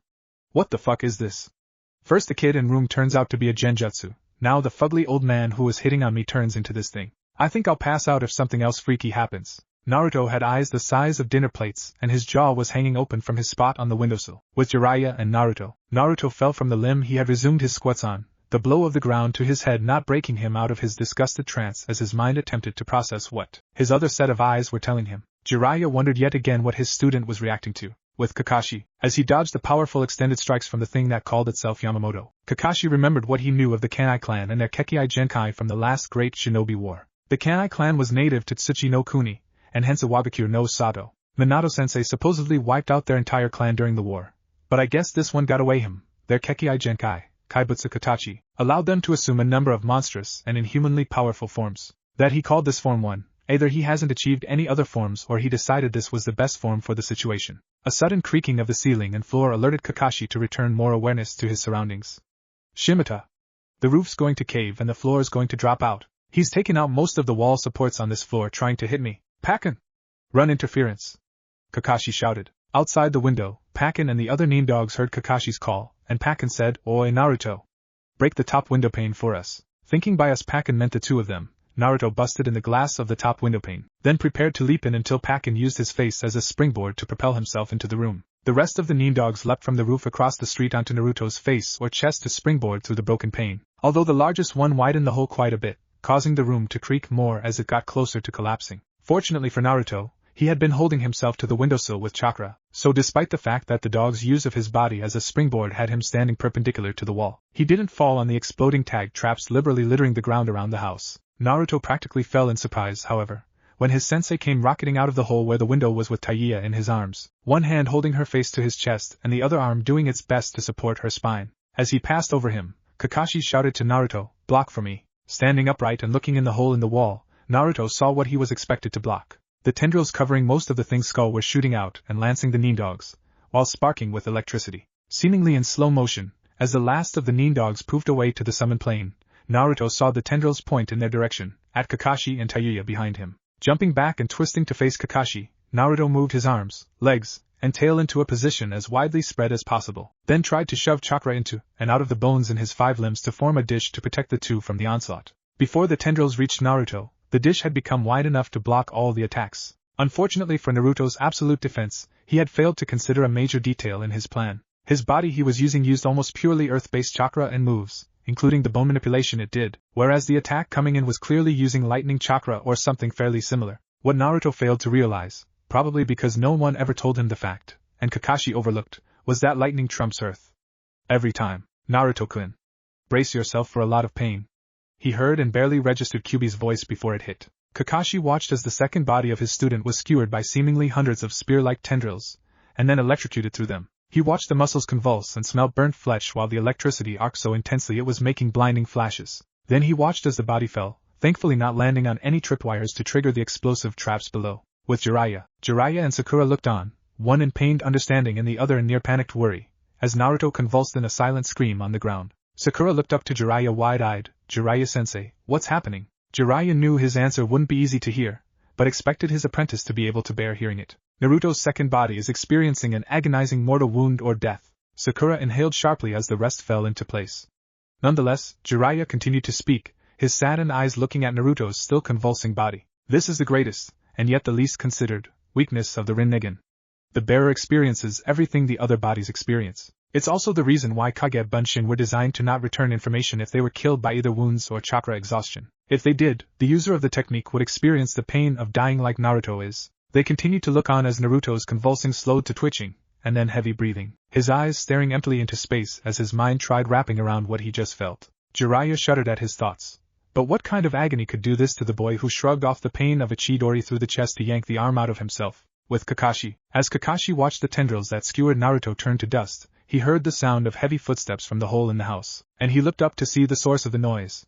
The thing, fully visible through the hole that had been expanded further by the last barrage of tendrils, was pulling back its fist, preparing to launch another extending punch. Kakashi, still midair, had no way of dodging it in time and both hands were occupied with the young girl who was looking down at the regenerating Kimimaro with shock, so he practically rejoiced at the next sound he heard. Crack. With one outside wall and both internal walls virtually destroyed, there simply wasn't enough support for the room, especially with the massive creature in it. The floor and roof of the room gave out at the same time, and the first floor gave out as soon as the falling beast hit it. The whole house collapsed in on itself as it fell into the deep shaft that was there in place of a basement, forcefully reminding Kakashi of why the town had been abandoned for so long. It took a good 10 seconds before Kakashi heard the resounding crash as the falling house hit the bottom of the shaft. It was during the war against IWA they decided to pull a terrorist attack by digging those shafts under the houses in this town with their jutsu, just narrow enough so the house wouldn't collapse without a little push. Fortunately, Sensei ended the war with them before the last stage of the plan was fulfilled, and as a token of their desire to end the hostilities that Tsuchikage told us about this plan before the houses collapsed on their own.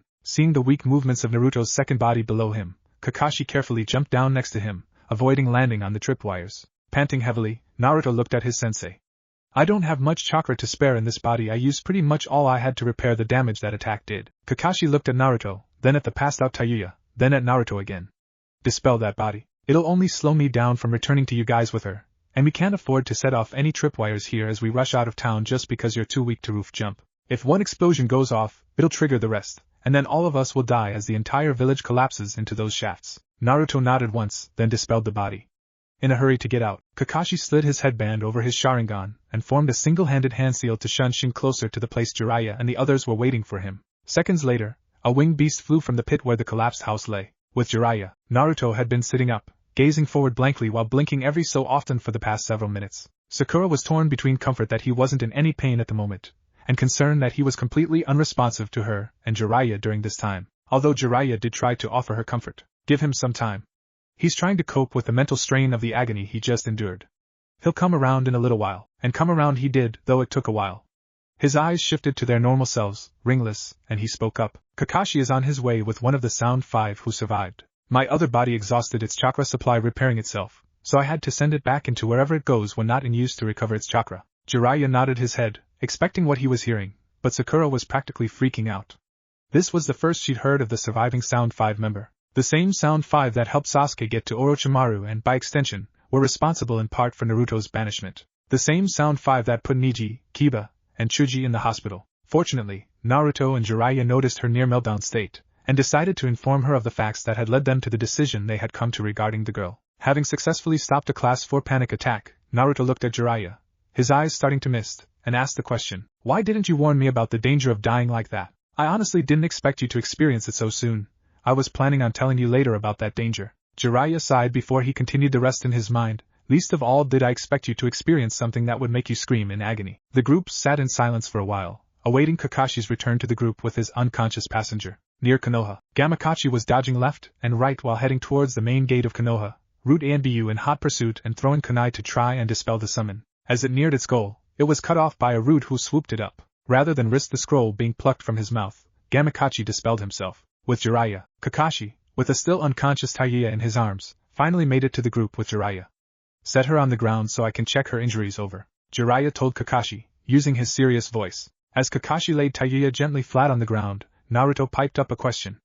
"Ero Sennin. I didn't know you were a medic nin." "I'm not. But you don't participate in a couple major and minor shinobi wars without picking up some basic medical knowledge. I have enough experience with injuries that I should be able to determine just how bad hers are." Jiraiya ran his hands gently over Tayuya's legs and hips, checking carefully for broken bones. As he finished checking how badly her legs were messed up, Tayuya started to stir. "Rise and shine, kid." At the sound of an unfamiliar man's voice, Tayuya's eyes shot open. Looking up at the white-haired man, she saw the kanji 4 oil on his headband and sagged. Looking around her, she saw Hatake Kakashi, the orange wearing gaki from her last mission, and a pink-haired kunoichi wearing the leaf headband. "So, this is how it goes down. Taken by fucking tree huggers to be tortured for information on the bastard who'll kill me as soon as he realizes I'm still alive." Tayuya looked almost broken as she said this, not even putting up a token resistance. Naruto, not being one to let people who weren't his enemies suffer if he could help it, decided to break her funk.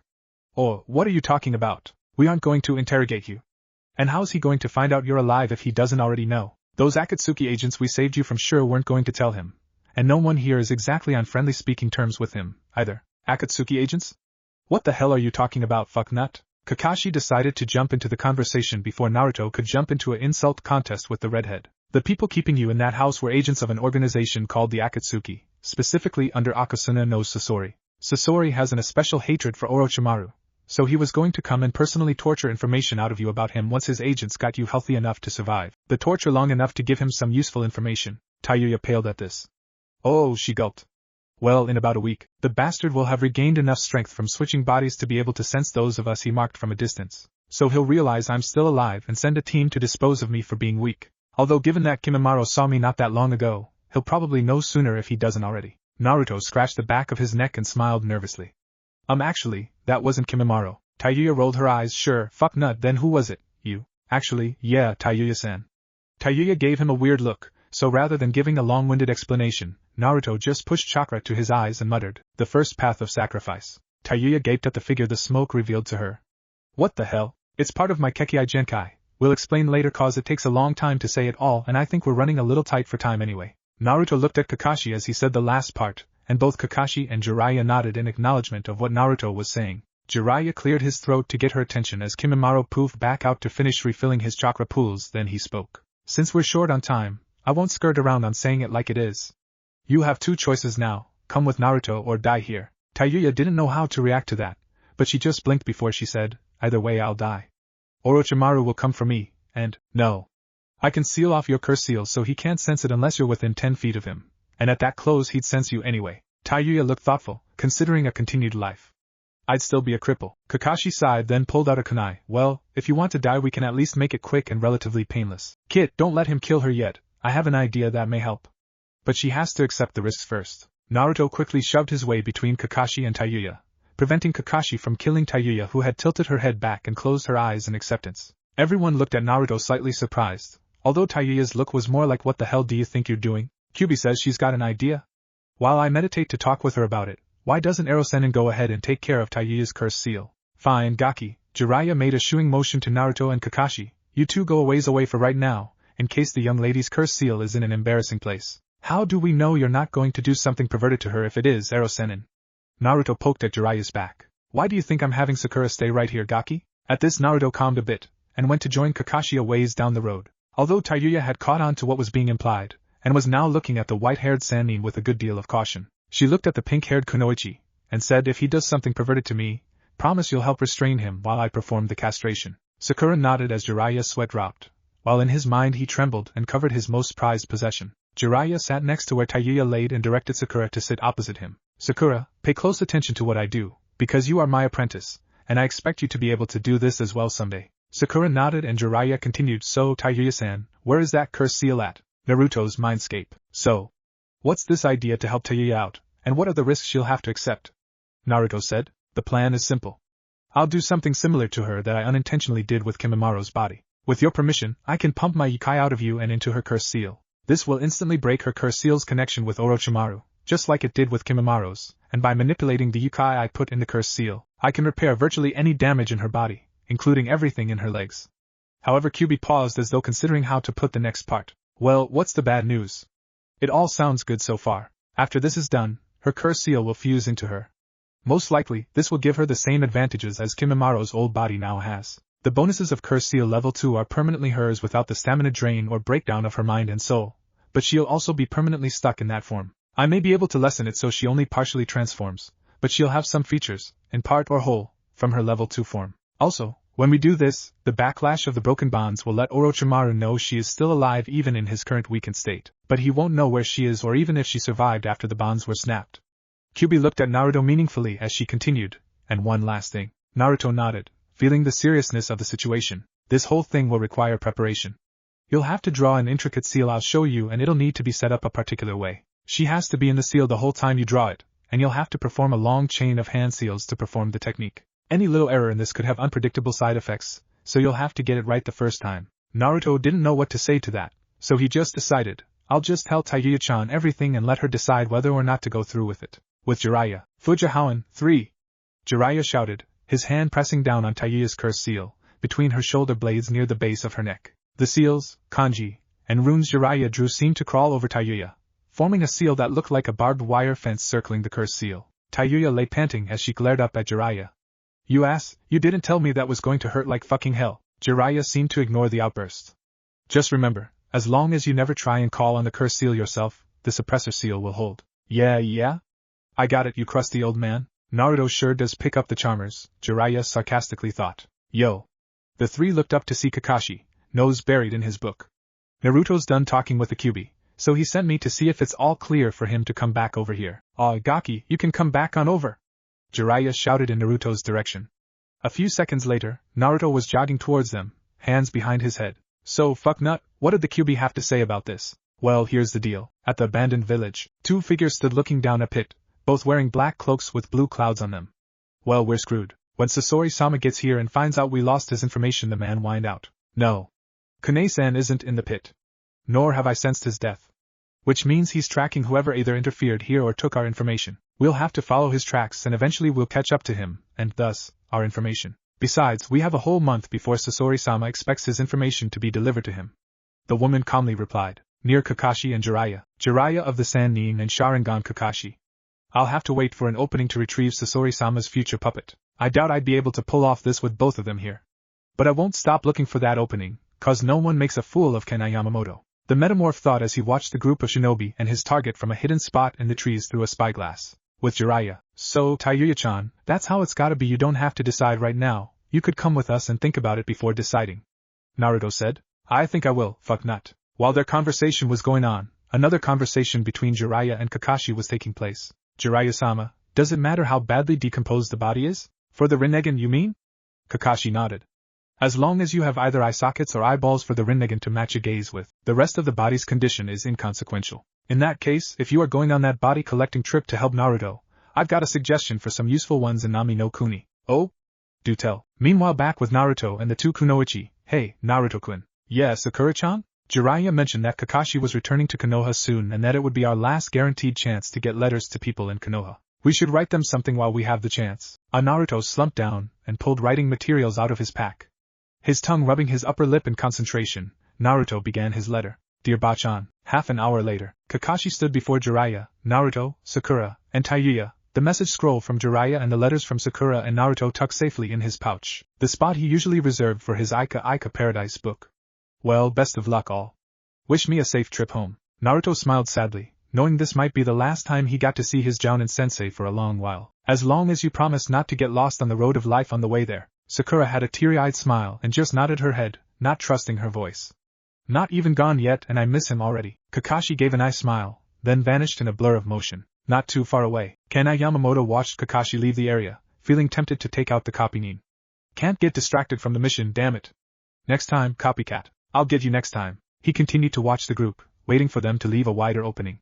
After all, Kakashi was a small-time hindrance compared to one of the Sannin. With Jiraiya looks at his current traveling companions and, not wanting the two sentimental ones to get pulled too deep by their depressing thoughts, he boisterously said, well, now.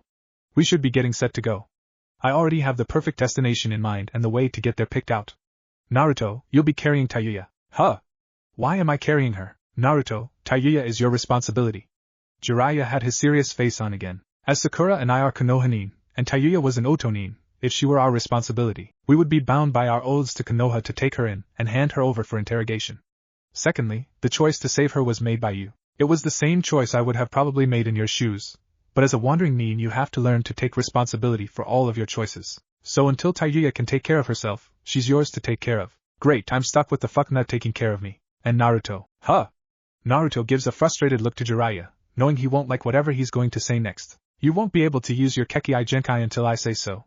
Jiraiya said sternly. But why? The next thing Naruto knew, Jiraiya was kneeling next to him, whispering in his ear. Naruto, there's a foreign chakra signature sitting just out of sight that's been there since Kakashi returned.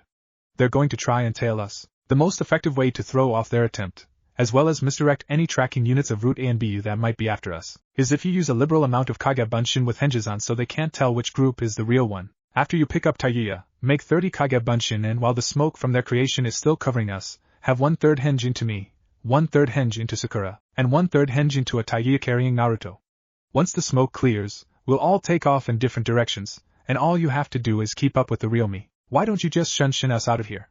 Naruto whispered back. A shunshin would put distance between us and this tail, but then he'd just have to find one trail again to find us. If he follows the wrong group, he'll have to backtrack, guess which of the remaining sets of tracks is the right one, then follow it to see if it is. Naruto nodded, stepped over to Tayuya and shrugged off his backpack before handing it to her. Then he got down so she could wrap her arms around his neck while he held her splinted legs to support her weight. Then he stepped next to Jiraiya and Sakura and, with some difficulty, formed the familiar cross-shaped hand seal, making 30 Kage Bunshin. As they performed the henge, Naruto felt Jiraiya grab his shoulder and perform a shunshin under the cover of the chakra smoke. Reappearing over 200 yards from the mass of Kage Bunshin, Jiraiya had them wait until he sensed the foreign chakra signature following after one of the false groups. Finally satisfied that no one else would be following right behind them, he signaled the group to start moving out of the heavy bush and onto the road. In Konoha, of the 21 shinobi and kunoichi gathered at the training ground frequented by Team Guy, only 2 knew what they had been gathered here for: Tsunade and Shizen. The others, Teams 8 and 10, Guy's team, Irika, the Konohamaru Corps, and the Suna siblings who were still waiting to talk with Naruto before they departed for back home were all wondering why the Godame Hokage had requested they all gather here. For those who are wondering why you're here, it has to do with Naruto. Since you all have had some positive contact with him, I figure it's only fair you be told what has been done to him. These words coming from Tsunade brought a hushed silence from the crowd that had been milling about previously. She then proceeded to explain Naruto's situation, leaving out any parts referencing Naruto as the Jinchuriki of the Kyuubi. Needless to say, it was not a happy crowd that was assembled. This isn't right. Naruto practically kills himself for them, and they throw him out like a used bone. Kiba was seething with his teammates. Naruto-kun, I never got to tell you. Hinata collapsed into Shino, silent sobs racking her body while she tried to hide her face in his coat. Shino wrapped an arm around Hinata to softly pat her back. Although he said nothing, the agitated buzz of Shino's colony said it all about the degree to which he was upset. Because I wasn't strong enough to provide more help and a better plan, not only did I almost lose Chuji, but Naruto is practically lost to us now, Shikamaru thought. His face set itself in a firm scowl. I can't afford to laze around anymore. I'll have to take up training to be a greater shinobi. For my friends, I can only imagine how Sakura must feel to lose both of her teammates in such a short time, and be unable to do anything about it. Maybe it's time I brought back my friendship with her. Naruto, my fellow ramen connoisseur, I'll miss the deeply philosophical talks we had at the ramen stand. I'll have to triple my ramen consumption just to help make it up to the Ichirakas. I vow to do that for you. It is unyouthful how this village has attempted to put out Naruto-kun's burning flames of youth. Yet I hold out hope, for Naruto's flames of youth burn brighter than all of ours. His flames of youth cannot be put out. Yosh. Lee's pupils were burning brightly with their own flame as he finished yelling his speech loud enough for the whole crowd to hear it. I cannot help but think that this is fate. Yet I refuse to believe that this will crush you, Naruto. You're the one who will take your fate, and make it work for you. Show us all. Overcome your fate. Niji's face was in a scowl, his eyes practically having a fire like Lee's with their intensity. He moves so many of his peers, and even Tsunade-sama. It makes me wish I had taken the time to get to know him myself no more. I'll pay more attention to, cherish those who are around me. I don't want to regret not getting to know anyone else while I had the chance. Lee Niji, her teammates looked at her as she spoke. I think it would be a good idea if we spent time with what's left of the Rookie Nine. They nodded their assent. Kurenai watched the genin around her react to the news, uncertain whether she was more sad or proud. This feeling of family, this is what makes Konoha strongest of the Great Five. And the village is trying to tear this apart for the false strength the Uchiha might have brought, and their paranoid fears. Old man, Asuma mumbled, sorry I couldn't look out for him like you would have. I just hope you aren't having to watch this happen to the village you died for. That one in the springtime of youth should be denied the renewing of their flames of youth by the very ones they burn with youthfulness for. The travesty, Guy whispered with such intensity, that those present thought he might have snapped. The trio known as the Konohamaru Corps was in a huddle, hiding the fact that they were all in tears at the crushing news. Boss, Kankuro and Temari looked at their youngest sibling, his eyes having picked up that homicidal stare, with some sand picking up in the air behind him. It reminded them of when he was younger and, inevitably, who the reason was that they no longer need fear that look. Kankuro put his hand on Gaara's left shoulder, and gave a comforting squeeze. It snapped his brother out of his psychotic glare. Temari placed her hand on his other shoulder, and smiled sadly at him. The sand quieted down. Let's go home, Gaara. Maybe we'll see him soon, and can give him a warm welcome, Kankuro said. So he knows he still has precious people somewhere out there, Temari said. Yeah. Let's head home. With a swirl of sand and wind, the Suna siblings appeared at the east gate of Konoha, which they departed for Suna through. Iruka and Shizen stood hugging, both silently letting tears fall for their lost little brother. Tsunade sat in the middle of it all, already through 3 full bottles of sake. Not like it matters what they think of a drunk Hokage. I only took this position for the Gaki's sake anyway. Enko's apartment. Enko, you have to start taking missions again soon, Ibiki said through the door. Ibiki, I can't. You know what will happen. Something will conveniently come up that causes a mission failure, and then I'll be banished faster than you can say whoops. Enko shouted back from the inside. Enko, stop being paranoid. No one is out to get you like that, Ibiki said, getting frustrated. Elsewhere in Konoha, now that the Kyuubi brat is gone, we have to get rid of the snake whore. She's the next biggest danger to our plans. A figure cloaked in shadows spoke to its companion. Yes, we are so close to having this village in the palm of our hands, Danzo said, grinning widely as he envisioned the future for Konoha. On the road to Nami no Kuni, having performed a second mass misleading group of Kage Bunshin and a change of direction a while back, the group of shinobi was taking their time to get to the place Jiraiya was leading them to. Confident in Jiraiya's statement that they had lost whomever was tailing them completely, they relaxed their guard and paced somewhat. Sakura was leaping from one thick branch to another, doing her best to avoid the kunai and shuriken flying by her. She cursed Jiraiya in her mind. Slave driver, how am I going to live through this? Cha! If we die, I'm coming back to haunt his ass. Flashback. Jiraiya had just finished sealing all of Sakura's items into a scroll, which he immediately gave her and told her to put into her kunai pouch. As she did that, she decided to question him on something. Ned, Jiraiya-sensei, why didn't you seal my backpack itself? Since there's no longer anything in it, it'd be pretty stupid for me to carry it on my back empty, don't you think? The grin that put on Jiraiya's face made her shudder, and it wasn't the perverted kind of grin either. Sakura-san, this is your next training exercise. Jiraiya started picking up random rocks larger than pebbles but not quite as large as the balloons he used to train Naruto to. Use the Rasengan and placing them in Sakura's backpack until it was half full. You will carry this on your back, without using the straps or using chakra to enhance your muscles in any way, through the tree branches while I launch kunai and shuriken at you from various angles until we get to where we're going. Sakura paled. "Na nani?" Jiraiya's grin grew wider. "If you or the bag touches the ground during this exercise, I'll add more weight. If you use chakra to enhance your muscles, I'll add more weight. If either you or the bag takes a hit from what I'll be tossing at you that's enough to damage your skins, you'll come down, we'll fix the damage, and I'll add even more weight before we start again. What are you thinking?" "I'll die if." Jiraiya made as if to put another rock into the bag, this one slightly larger than those balloons. "Oh, you have some complaints?" Sakura grabbed the bag, closed it up, and threw it on her back. "Nope. No complaints here." She could feel the sweat on the back of her neck reminding her to not antagonize the slave-driving sensei. It'd only make it worse. Flashback end. Sakura was having a hard time keeping her balance. Both her arms were occupied with holding the bag onto her back, and said bag was totally throwing off her center of gravity. She'd already had to step down from the trees twice so Jiraiya could patch a tear in the bag and increase the weight. On top of this, she had to divide her attention between watching for more attacks aimed at her or the bag and looking for another branch that would support the combined weight of her and her bag that was within her restricted jumping distance. The genjutsu Jiraiya had just used didn't help either. Next to her was the ethereal form of Jiraiya, chatting with her. "Seeing as you need some help, I'll give you some hints. First, didn't your sensei teach you to look underneath the underneath?" "What are you talking about?" Sakura didn't have the energy to yell at the man, busy as she was. The illusionary Jiraiya sighed before he spoke. "The rules I gave you for this exercise, you've yet to even see the loopholes I intentionally left for you." "Eh?" Sakura was so surprised, she failed to dodge the kunai that came through the illusionary body in time, as it made another tear in the bag. The illusion sighed again, before saying, "Come down and I'll explain it to you while I'm fixing the bag." The genjutsu disappeared, and Sakura jumped down to where Jiraiya was waiting with crossed arms. Sakura asked Jiraiya, "What was that genjutsu talking about?" As Jiraiya took the bag to patch up the tear, he started talking.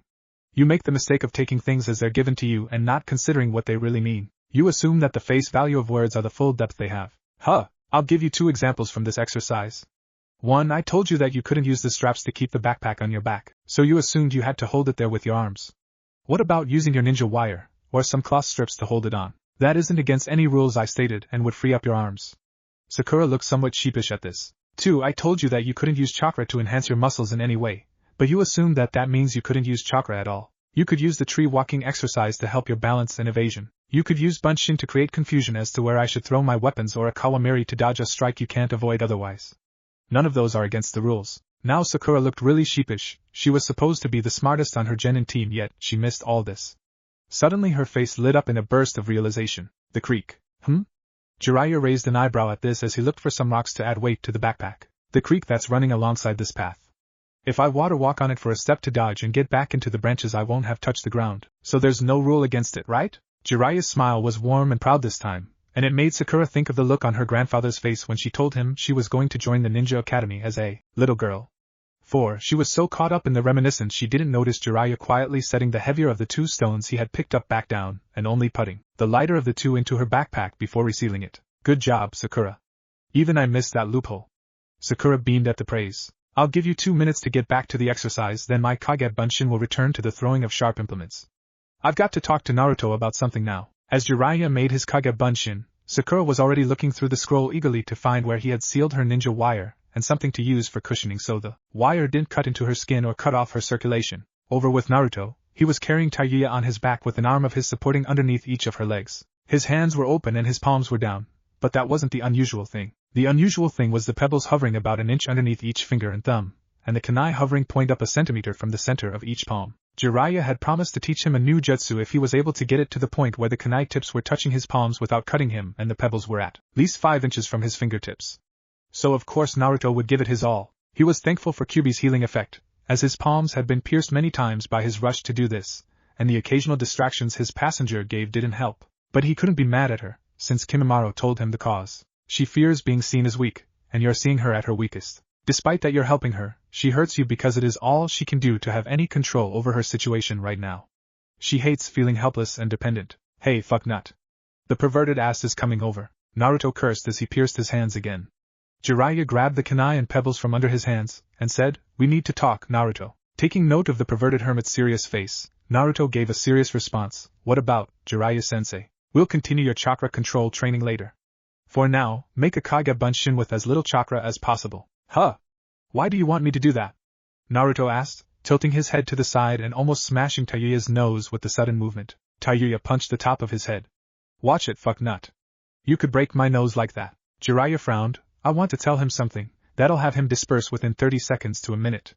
No sense wasting chakra on something so short term. Why not just tell me then? Did I forget to tell you? When a Kage Bunshin disperses, it sends information it gained to the user and all other active Kage Bunshin of the users. Sugihei, Jiraiya-sensei, why can't I just use Kage Bunshin for my chakra control training to speed it up? Naruto looked eagerly to Jiraiya, while Tayuya looked contemplative of this fact. Jiraiya sighed. Gaki? Naruto frowned, causing Tayuya to smirk. Chakra control is inversely proportionate to maximum chakra capacity of your body. In other words, the more chakra your body houses when full capacity, the less control over it you naturally have, and the harder it is to gain more control. When you make a Kage Bunshin, you divide your chakra evenly between all the Kage Bunshin and yourself, resulting in the Kage Bunshin's maximum chakra capacity being the amount it was created with. Say you make 29 Kage Bunshin, including yourself, each body would receive 1/30th your chakra. So if you have them train on chakra control and then dispel them, you'd shoot your chakra control to hell. Because of the proportionality, you'd wind up using 30 times as much chakra as necessary to perform the control exercise when using your original body. So it's a bad idea, right? Jiraiya palmed his forehead, and Tayuya looked incredulously at the blonde. You didn't understand half of what the fucking pervert just said, did you, fuck nut? Naruto looked angrily over his shoulder, and opened his mouth to retort when a voice in his head interrupted him. Calm down. I'll explain it later. Both Tayuya and Jiraiya looked at him strangely when he went from offended to calm instantly.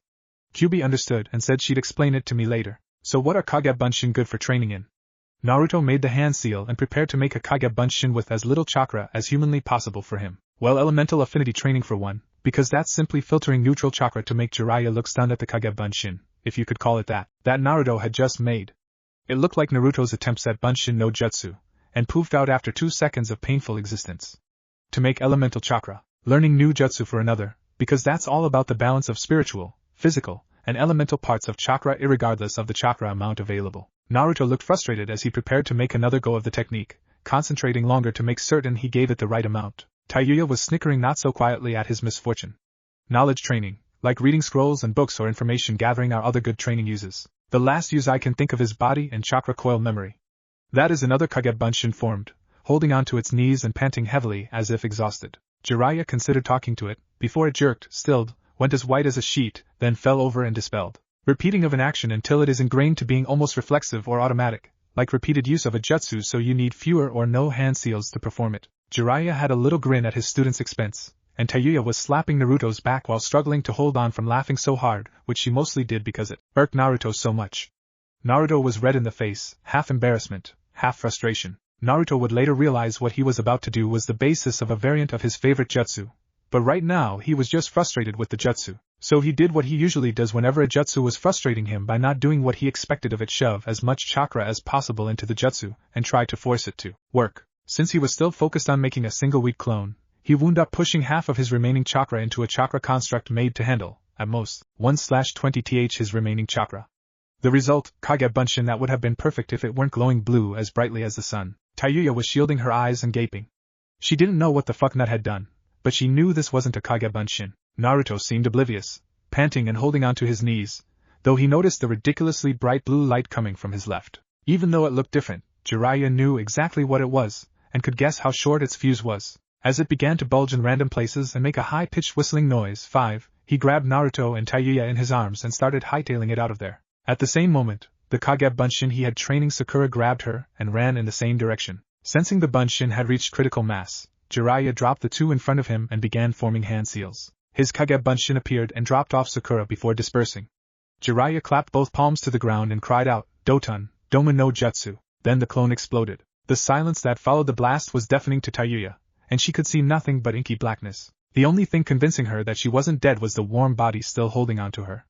"Fucknut, what the hell did you do?" "I think I'm blind." "No," the voice of Jiraiya sounded out. The dome of compressed earth pulled back into the ground, letting sunlight reach them again. "You're not blind." That was a very poorly done Kage Bunshin Daibakuha, though only the Gaki could do something like that on accident. Looking back toward where the clone had been, they see a crater with a 20-yard radius, themselves only being about 5 feet from the edge, and another 30 yards of devastation all the way around that. Thank Kami I got that off as quick as I did. A second later and we'd all be as good as dead. Well, maybe not Naruto, but only because of Kyubi's regeneration. Phew, we're safe. Naruto's relieved smile was exchanged for a grimace of pain as he reached up to hold his head. "Fuck nut, you almost killed all of us." Tayuya raised her free fist to strike him again, but someone caught that arm. Tayuya-chan. Tayuya flinched. That tone of voice, coming from a Sannin, was not something she wanted directed at herself. Don't hit Naruto again. He's taken enough heat and pain for things that aren't his fault, so I don't want you giving him more of the same for an accidental mistake that won't repeat itself. Naruto, make a normal Kage Bunshin when you feel up to it. Better to waste some chakra than to have a repeat. For now, let's all make haste towards our destination and put off further training until we get there. After another 5 minutes of hastened walking, Naruto had made the Kage Bunshin so Jiraiya could send his message to Naruto's other Kage Bunshin. Jiraiya told it, if you've passed through or by a village, backtrack to it hinged as civilians, go into any library in the village or town, and read up on as much civilian trade skills as you can. When you have about 10 minutes of chakra left, go one at a time into unobtrusive areas of town and dispel yourselves. Do not dispel yourselves all at once, or Naruto will collapse and black out from an overload of information. Tayuya watched as the Kage Bunshin dispelled itself to send the message out, and she thought to herself, how bad could this happy-go-lucky freak have had it? Even though he's a Jinchuriki, he isn't insane like that Gaara kid, so I doubt he had it as bad as him. Hell, I probably had it fucking worse than this kid. When Orochimaru found me in that village I was born in, I was eating out of the trash and stealing to survive. When he offered me a better life, I jumped on board, no questions asked. I wound up trading one bad life for another, just a change of what was bad about it. Tayuya stared at the back of Naruto's head. When I get the chance, I'm grilling the fuck nut for every question I can think of. I won't make the same mistake again. Naruto. Naruto looked up at Jiraiya's contemplative voice, waiting for him to continue. What's your goal going to be? Huh? What do you mean? Sakura and Tayuya looked over at the two, the former guessing immediately where this was going and the latter listening intently. If I know what his goals are, I'll have an idea of what he's after with helping me and I'll have an angle to approach questioning him from. Jiraiya continued in his thinking voice, even if we manage to revoke or reverse your banishment, all that means is that you won't be punished for approaching or entering Konoha. By law, any banished ninja who are debanished for whatever reason can never regain their citizenship with Konoha. You'll be able to visit, and the village or any of its citizens may hire you as a mercenary wandering nin for missions that involve you being inside the village at some point, but you'll never be able to be a Konoha nin again. But that means. Naruto's eyes were wide, and Tayuya perceptibly winced as his grip on her legs tightened uncomfortably. Yeah. Your dream to be Hokage is technically and officially over, Jiraiya said, sighing out, and I'm sorry. Naruto slowed in his walk, looking at the ground, and the two moving ahead slowed and looked back at him. After a few moments of silent contemplation on his part, and worried looks from two of the others present, Naruto raised his head. With a broad, real smile on his face, Naruto said, it's okay. Sakura sputtered at the almost exuberant tone her former teammate spoke with. But I thought becoming Hokage was your whole reason for existence. Naruto flinched a bit at her wording, as the word she used in Jiraiya's question brought up a memory of a talk with the then still psychotic Gaara in Rock Lee's hospital room. Flashback. I am only a relic of the past they want to get rid of. So why do I exist and live? I asked myself that question, but I could not find an answer. But I need those reasons while I am still alive. Or it would be the same as me being dead. Gaara spoke with cold hatred in his voice. What is he talking about? Shikamaru asked. I understand he's the same as me. Naruto thought. Flashback end. Naruto inhaled deeply before he spoke. The Hokage title was more of a means to an end or a measuring stick for my real goals. Seeing Sakura's raised eyebrow, he continued. My first reason for wanting to be Hokage was simple and childish. Sandanjiji was the closest thing I had to a grandfather as a small child, and I wanted to be just like him. This brought a smile from Sakura, a nod from Jiraiya, and a quiet scoff from Tayuya. When I got older and was in the academy, I learned about all the Hokage. My reason became a more selfish one than everyone accepted and respected the Hokage, and I wanted that. To be seen as Uzumaki Naruto, not the demon brat, Kyuubi reincarnated, or the pitiful Jinchuriki. There was silence for a minute at the admission. For all the faults of his they may have pointed out to him, either of them had ever seriously considered him selfish. Tayuya eyed him with suspicion in her thoughts. So, he's a glory hound, huh? Maybe a touch of power hunger in there. Where does helping me fit into that exactly? But then the mission to Nami no Kuni, I met a guy who reminded me what truly made the Hokage so great. Haku. Jiraiya's ear perked up at the mention of the boy and the place they were traveling to. Sakura looked confused, having no recollection of any Haku they had met in Nami. He told me a lesson I knew, but could never put to words myself. When you are protecting that which is precious to you, that is when you are truly strong. Just like all the Hokage before, who'd given their lives to protect that which was most precious to them, Konoha and every person in it. That was when I found my real reason to push myself to become Hokage. If I became Hokage, it would be proof to me that I was strong enough to protect everyone and everything precious to me. This brought smiles to Jiraiya's and Sakura's faces, although Sakura still felt confused about who this Haku guy was. Tayuya's look at Naruto was uncertain.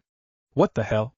I don't know how to make heads or tails of the orange-loving tree-hugger's motives. I'm more confused about what he wants from me than I was before this talk. Jiraiya noticed her look at Naruto and understood it immediately. I'll have to nip that situation in the butt before she grills Naruto with questions he can't answer. So what's your goal now? Jiraiya asked. Naruto looked at Jiraiya like he was an idiot. I just told you, no. Naruto looked confused. Protecting that which is precious to you is an ideal, not a goal. It's something you simply do, not something you work towards. Being like Sarutobi-sensei? If you mean in strength, knowledge, or wisdom, you'll gain those in due time anyway, but if you mean personality-wise, you're kinder than him, even more forgiving, and your will of fire could match his any day. That's all, unless of course you want to match up to his appreciation of my works. In that case, I'll be more than happy to provide materials to help you along with the, nah, I'd rather take after Bachan in that regard. Naruto's unthinking response was the only thing that kept Tayuya from planting her fist into his skull like Sakura did to Jiraiya when his head hung down from Naruto's words. Being accustomed to shaking off Tsunade's anti-pervert punches, Jiraiya bounced back to the discussion, serious once again. As for acceptance for a goal, whose are you going for? Most all of your precious people accept you as you, although many of them have no clue about what you contain.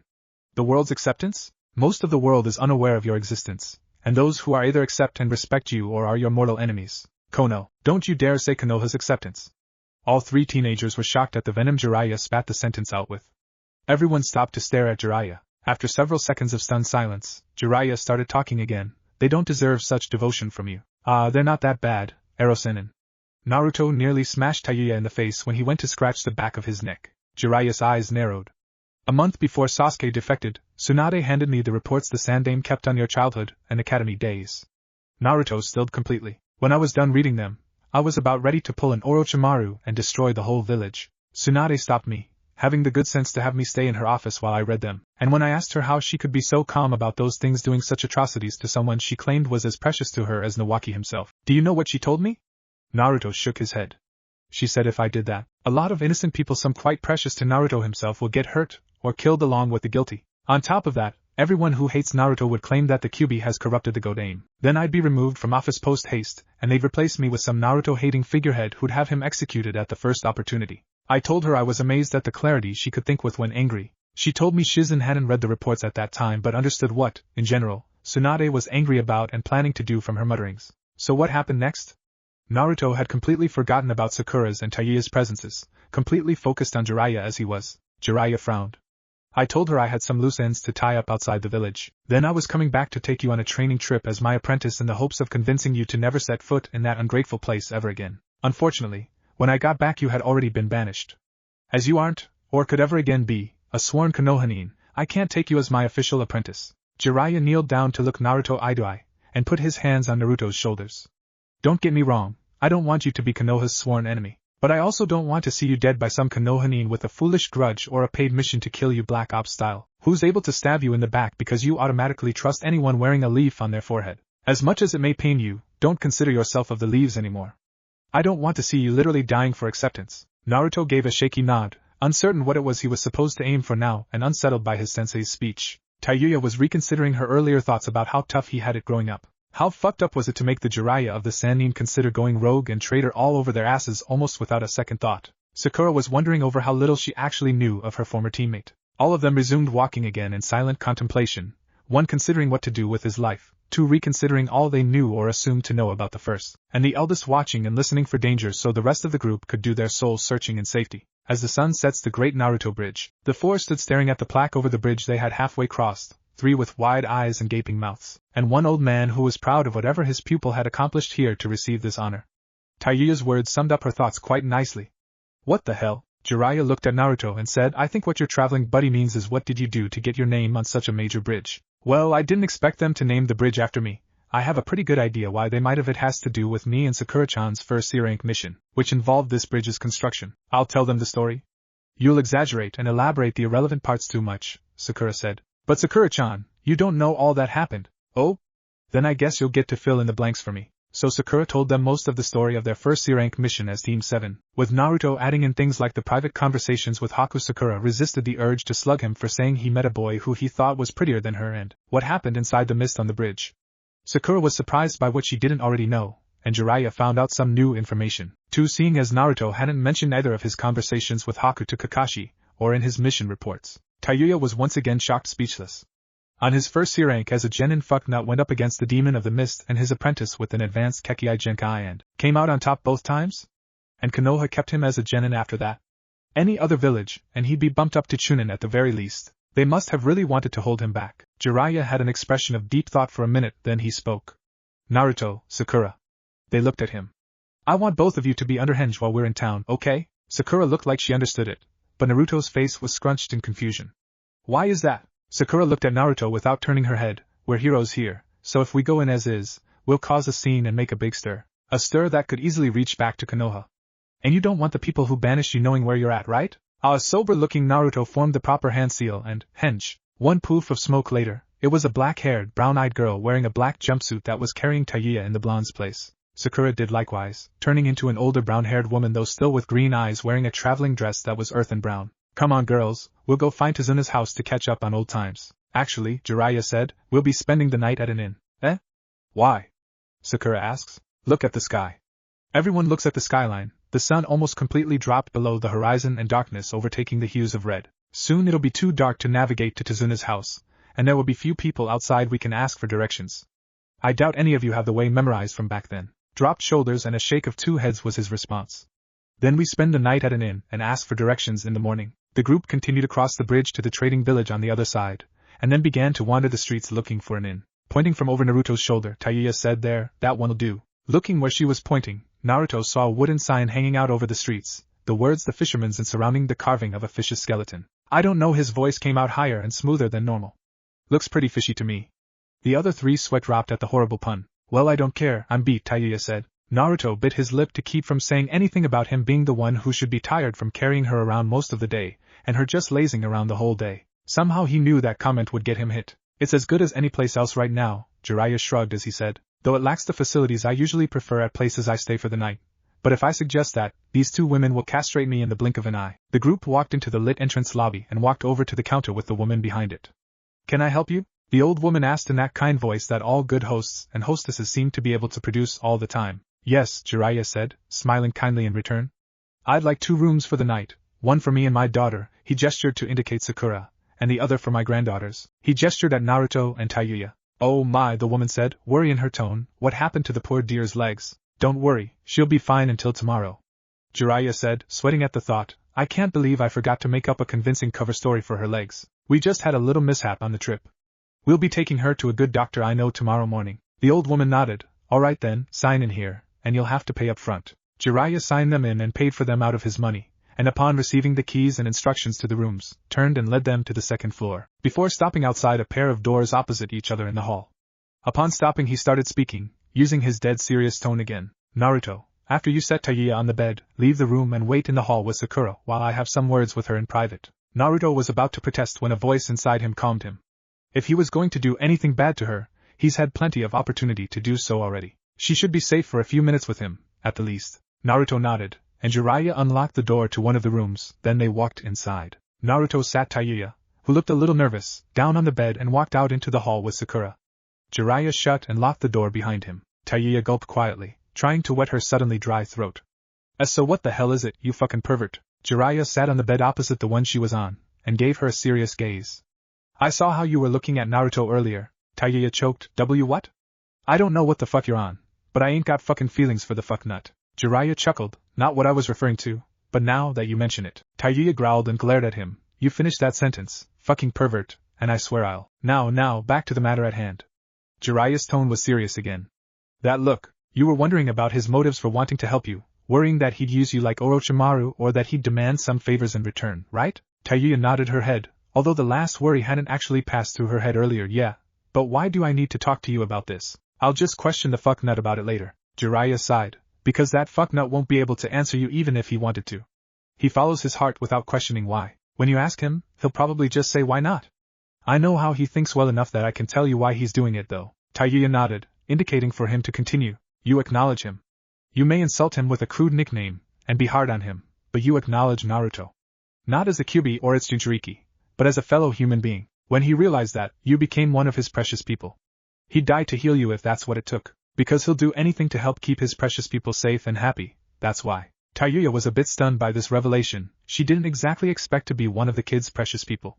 Not now or ever. Wait, what about before? Jiraiya mumbled. When he saved me from those agents of Akatsuki or whatever. I hadn't acknowledged him then, so why? It's also in Naruto's nature to help out those who truly need it. 2 more things, Tayuya-chan. 1. Never mention this conversation to Naruto. Tayuya looked like she wanted to ask why the hell not, but he continued on. 2. The room suddenly became stifling from the killing intent Jiraiya was directing at her, and she realized, for the first time in a long time, she was trembling terribly. If you ever use his faith in you as one of his precious people to stab him in the back, Jiraiya left the thread hanging for a minute before he let go of his killing intent. Tayuya found herself gasping for breath she didn't realize she had been holding as Jiraiya went to leave the room. As he opened the door, she croaked out, "Sakura, I need some help." Hearing her name from Tayuya, Sakura poked her head in curiously. "Yeah, what you need?" Tayuya cleared her throat and blushed at what she was about to say. "I haven't gone all day, and I can't exactly ask one of the fucking guys for help going into or coming out of the ladies' room, you know?" "Oh. I'm sure I'll help you." Konoha Gates. Kakashi arrived at the gates in the dead of night and checked in with the pair of Chunin keeping watch before continuing towards the Hokage Tower. "The Hokage probably isn't there, but I should still check. Wouldn't want her pounding on me for delivering Naruto's letter 1 minute later than necessary." The next day, Naruto rubbed his head and groaned as he got up. "It feels like Tayuya-chan was pounding on my head last night, but there's no way she could reach me from her bed." "This isn't from Tayuya." The sound of Kyubi's voice caused a pulsing pain to shoot through his head, making his vision swim. Naruto grit his teeth and silently bore the pain, not wanting to wake Tayuya up. "I'm not sure I'd be able to handle her voice with my head splitting open from every sound. If you still everything, the pain will be gone in 5 or 10 minutes. So Naruto laid perfectly still and tried to not think of anything that would stir up his brain, staring at the ceiling. Sure enough, 10 minutes later the pain had died down enough for him to risk a mental conversation with his inside friends. "What the heck was that all about?" "That was a side effect of your conscious mind adjusting to the 20 or so Kage Bunshin that dispersed as soon as you fell completely asleep. If you had been awake when it happened, the influx of information would have caused you such pain you would have passed out in a few seconds, and your info dump hangover would have lasted most of the morning. Good thing I was asleep then." "Indeed, Naruto-san. Since you were not forced unconscious, I was able to remain active in your mindscape and sort a good portion of the information received in order to reduce your pain upon awakening like Kyubi-sama asked me to." Kimimaro spoke in his mind. Naruto shuddered. "It could have been more intense?" Silence was his answer. Finally feeling up to it, Naruto sat up in his bed. Looking over, he saw that Tayuya was stirring. A knock on the door interrupted whatever he was about to think. "Are you decent?" Sakura's voice came through the door. A groggy Tayuya answered, "As fucking decent as I'll ever be." Blinking the sleepiness out of her eyes and stretching as well as she could, Tayuya looked over at Naruto and gave a yawn. "Hey fuck nut, you slept with that on?" Confused, Naruto looked down at himself, to realize he was still underhenge as a girl. "What the hell? I'll explain later. This one better be good." Through the door they heard Sakura say, "Hurry up and get ready to go. We've got to get going soon. Jiraiya's getting antsy to get this whole place done and over with for some reason. So we're getting ready to head out in a few minutes." Thankful that neither of them needed to get changed, Naruto got up, moved over to her, and put Tayuya back up on his back to travel again. The streets of the village. Naruto was thankful that Jiraiya had made them stay at the hotel for the night, because Tsunade had apparently moved. As Jiraiya followed the directions a random helpful villager had given him, Naruto's feet went on autopilot to follow the white-haired man in the kabuki dancer's costume. His mind was focused on a conversation inside. "Explain. Why did I wake up as a girl?" "It's basically a side effect of having me in you. When you use a henge, you don't use the illusion that most shinobi use, you shape-shift into that object or person. Don't get me wrong, you're made of the same stuff and don't change your genetic code at all or anything like that. So I'm not really a girl?" "No. Thank Kami." Naruto felt the tension leave his shoulders at this revelation. Then he got confused again. "Why didn't it dispel when I fell asleep? When you shape-shift, it will only revert if you make it. But shouldn't the chakra cost of keeping it up have killed me last night then? If you were an ordinary human, yes. The moment you had me sealed in you, you became about 10% kitsune, and it seems that the shape-shifting power all kitsune possess was what you got from that. Because you have a kitsune's natural shape-shifting power, you only really expend chakra when changing into or out of the form. The exception is if you assume a form more than 3 times your own mass, for reasons I won't go into now as it involves a lot of complicated terms and ideas in explaining it." Naruto looked up to see themselves standing in front of a large house, Jiraiya knocking on the door. "Coming!" A boy's cheery voice sounded from inside, and Naruto and Sakura both instantly recognized it as Inari's. The door swung open, forcing Jiraiya to take a quick back step, and standing there was the young boy, slightly taller than when they last saw him. Looking at the 4 of them, Inari asked, "Who are you people?" "Inari. Don't be rude to guests." Inari looked sheepish as his mother scolded him, stepping into sight. Jiraiya started scoping her out while she was looking at her son, getting a growl and knuckle crack from Sakura. Hearing the crack, Tsunade looked up and smiled serenely at the group of ladies and the old man at the door, and beckoned them in. "Come on in. Inari, show the guests to the living room. I'll get to Tsunade and tell him we have visitors unless you're here to see my fiancé about something." "You're engaged, Tsunade-san?" Sakura asked. Hi. The group followed Inari into the living room while Tsunade went upstairs. So, how do you know my Ka-san? Jiraiya raised his eyebrow. I've never seen any of you before, but you called my Ka-san by name. I didn't say it, so how did you know it? Inari looked at the group suspiciously. Sakura and Naruto looked at Jiraiya, who nodded to the silent question. With two cries of Kai, Naruto and Sakura stood in their rightful forms. Inari would have glomped Naruto with a cry of Nissan, but Jiraiya grabbed his shoulder. Inari looked up at him. In case you didn't notice, he's got a passenger. If you knocked him over, you'd probably agitate her injuries. Then you'd get to experience her fists of fury. Naruto walked over to a couch in the living room and set Tayuya on it, then helped her turn 90 degrees so her legs could lay flat on the couch. He then proceeded to sit on the couch next to her feet. Sakura and Jiraiya sat on a futon, while Inari sat on a cushion next to Naruto. Before any conversation could start up, Tsunade and Tsunade walked into the living room. Their eyes widen and smiles form on their faces at the sight of two of their visitors. Naruto! How super for the superhero of Nami to pay us a super visit. Tsunade and Tsunade both took seats on chairs in the room.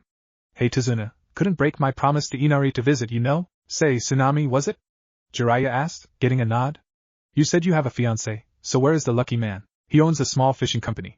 He's out on one of the boats right now, but he should be back sometime early tonight. Sakura noticed Tsunade sounded a bit happier and more energetic whenever she referred to her fiancé. He sounds like a great guy. So, a fisherman? Sakura says. Yep.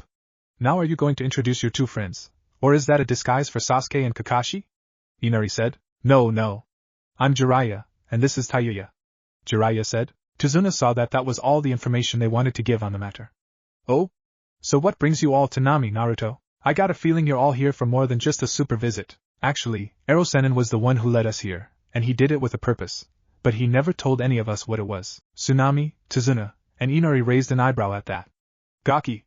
I told you to stop calling me that in public. You'll always be Erosenin at least until you stop peeping on women in the hot springs and writing those perverted books. You write those books. Tsunade's head was tilted so the shadow made it impossible to see her eyes, and her expression was neutral. Years of experience made Jiraiya cautious despite the lack of the usual killing intent, so it was with a hesitant tone that he answered. Yes. Will you autograph mine? Tsunade whipped out her copy of Ika Violence. Tayuya, Sakura, and Naruto had the most gobsmacked expressions on their faces, while Inari was bright red from embarrassment at his mom's open love for the book in front of his hero. Tsunade looked thrown off, as he didn't even know Tsunade read those same books, and he resisted the urge to reach into his pocket to make sure that she hadn't swiped the book she was holding from him. Jiraiya was ecstatic, seeing as he just found the ultra-rare open female fan of his perverted works. As he reached out to take the slightly worn book from the woman, she suddenly latched a hand around his wrist and squeezed hard. In a tone that dropped the room temperature several dozen degrees, Tsunade said, While I love your works, if I hear of or see you peeping on women again, I'll crush what makes you a man, then rip it off with my bare hands, got it? Jiraiya's pale face was rapidly making up and down motions, and the room temperature went back to normal as Tsunade went back to smiling like nothing was wrong in the world. Jiraiya quickly signed the book and gave it back to Tsunade. Tsunade cleared his throat to bring everyone's attention back to topic. So, Jiraiya-san, what did you bring them to Nami for? Well, you see, we need help with something and Naruto's newly awakened Kekkei Genkai has one half the answer. Jiraiya decided to give a series of half-truths to the people in the house, not expecting them to understand the shinobi way of thinking in this case. He can bring back the apprentice of one Momochi Zabuza temporarily from the dead because of his super-rare Kekkei Genkai. That's the other half we came here for. The whole of Tsunade's family had very serious and grim expressions on their faces. You'll have to talk to my future son-in-law about this. Why is that? Jiraiya asked. He's a sort of caretaker of those graves. He'll assume grave robbers did it, and if you don't get his approval first, he'll raise a big legal stink over it. Probably charge you with grave robbing and desecration of a body. Best to talk it out with him before you do anything. Tsunade left no room for argument, in Konoha Hokage's office, and that's it. After that, I managed to make it here without any events of note, and reported my return at the tower to be debriefed by you as soon as possible, Hokage-sama, Kakashi said. Tsunade sat and stared at Kakashi, trying to process all she had been told. Jiraiya sent a message? Where is it? And as for Root, Tsunade growled mentally at the thought, and the scowl on her face made Kakashi sweat slightly. Without proof that Danzo was truly involved, I can't do anything to him directly yet. And this girl, it's just like Naruto to save an enemy when they're down. And Naruto having a Kekkei Genkai, the same one as the Sage of Six Paths? This is all a lot to take in, eh? What's Kakashi doing? Seeing Kakashi fishing through his pouch for something, Tsunade growled out, If you're fishing for that smut in the middle of a debriefing, Kakashi, I'll give you the same treatment I reserve for Jiraiya. Kakashi sweat in fear at the threat, glad for once to have a real reason to be digging through his pouch. Just as Tsunade started to rise from her seat, Kakashi's fingers found what he was looking for and he whipped the items in front of him in hopes of staving off a beating. Seeing the 2 envelopes and the message scroll in his hands, Tsunade calmed with the thought, of course.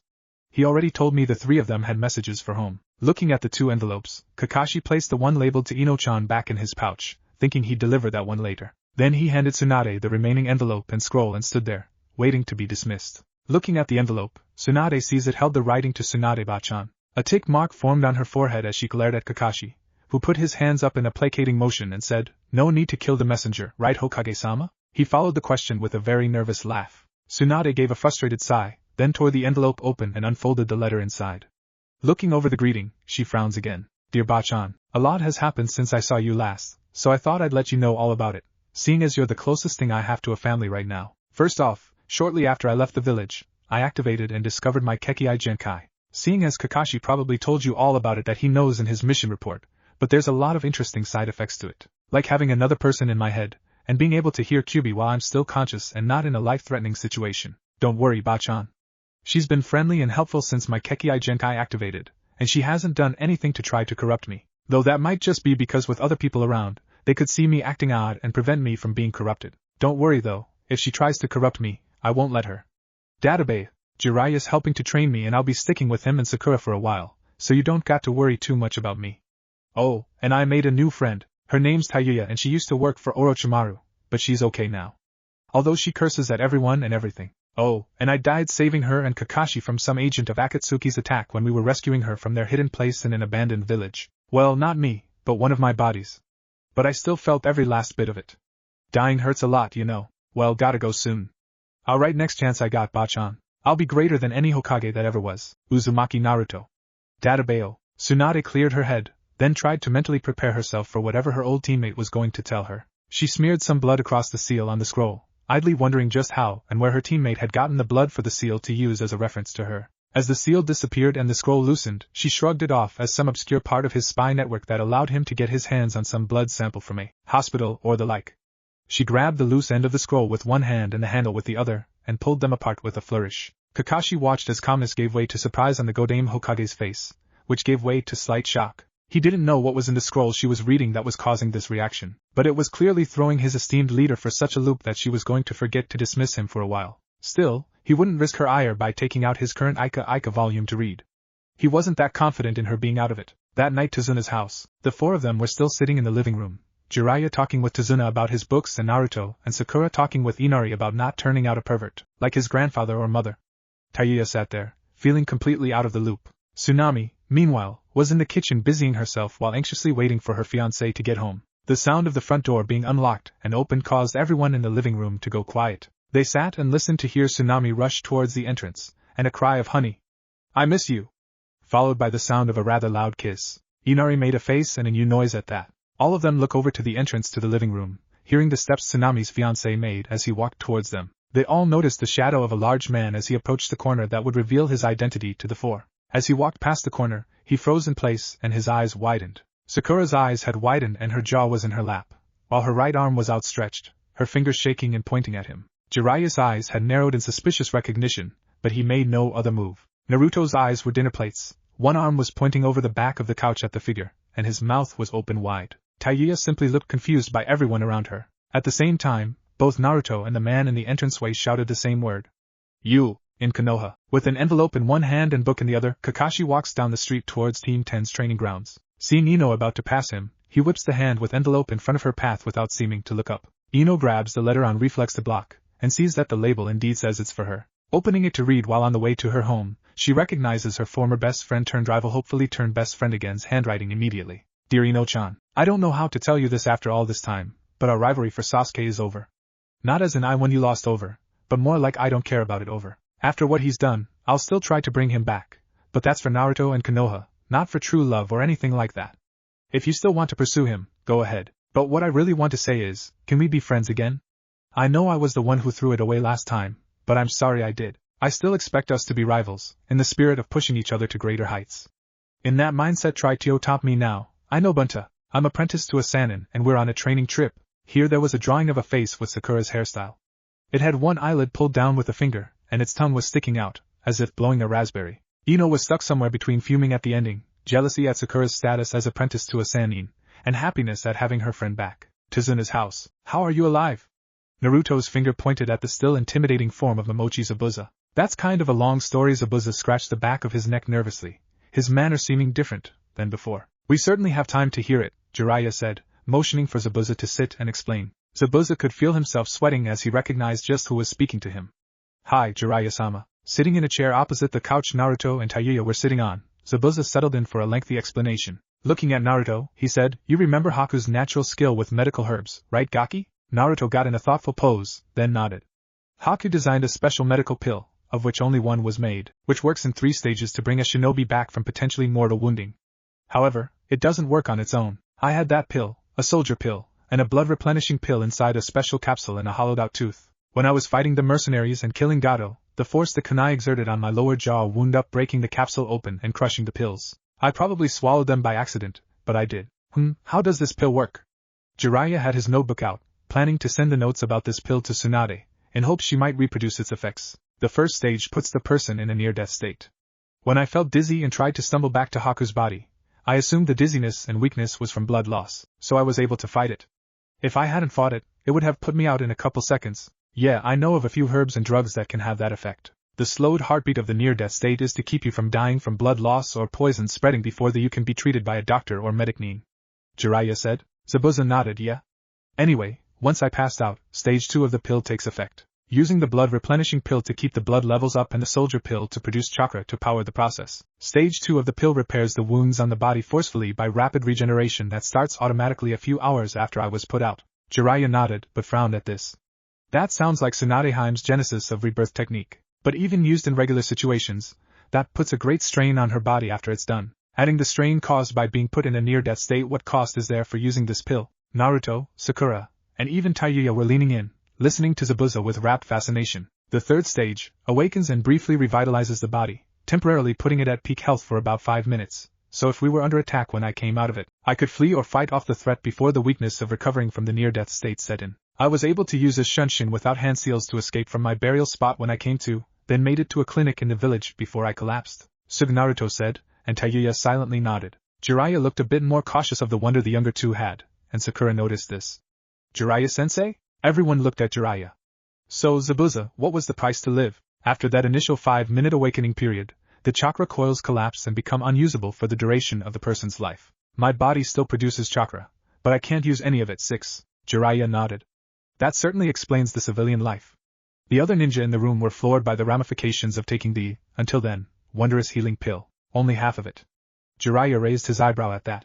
I figured if I lived an honest and good life from then on, I might have a chance to be able to go to the same place as Haku when I die. Jiraiya gave a grunt and nod, and closed his eyes while crossing his arms, a slight frown to his face. Naruto recognized it as his deep thought pose. Jiraiya was thinking, so this is why Tsunade wanted us to wait. I can see why Zabuza would be pissed if we took Haku's body without getting permission from him first. While we could easily deal with him in his current state, I doubt Naruto would be willing to take any part in such actions, especially now that Zabuza is part of Tsunade's family. So how the hell are we supposed to convince this guy to willingly let us unearth and use Haku's corpse? Say what you're going to say.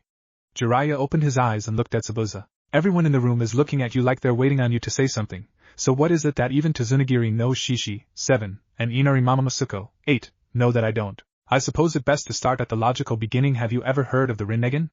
Zabuza simply looked confused at the word, or better yet of the most famous man to ever wield the Dijitsu, the sage of the 6 paths?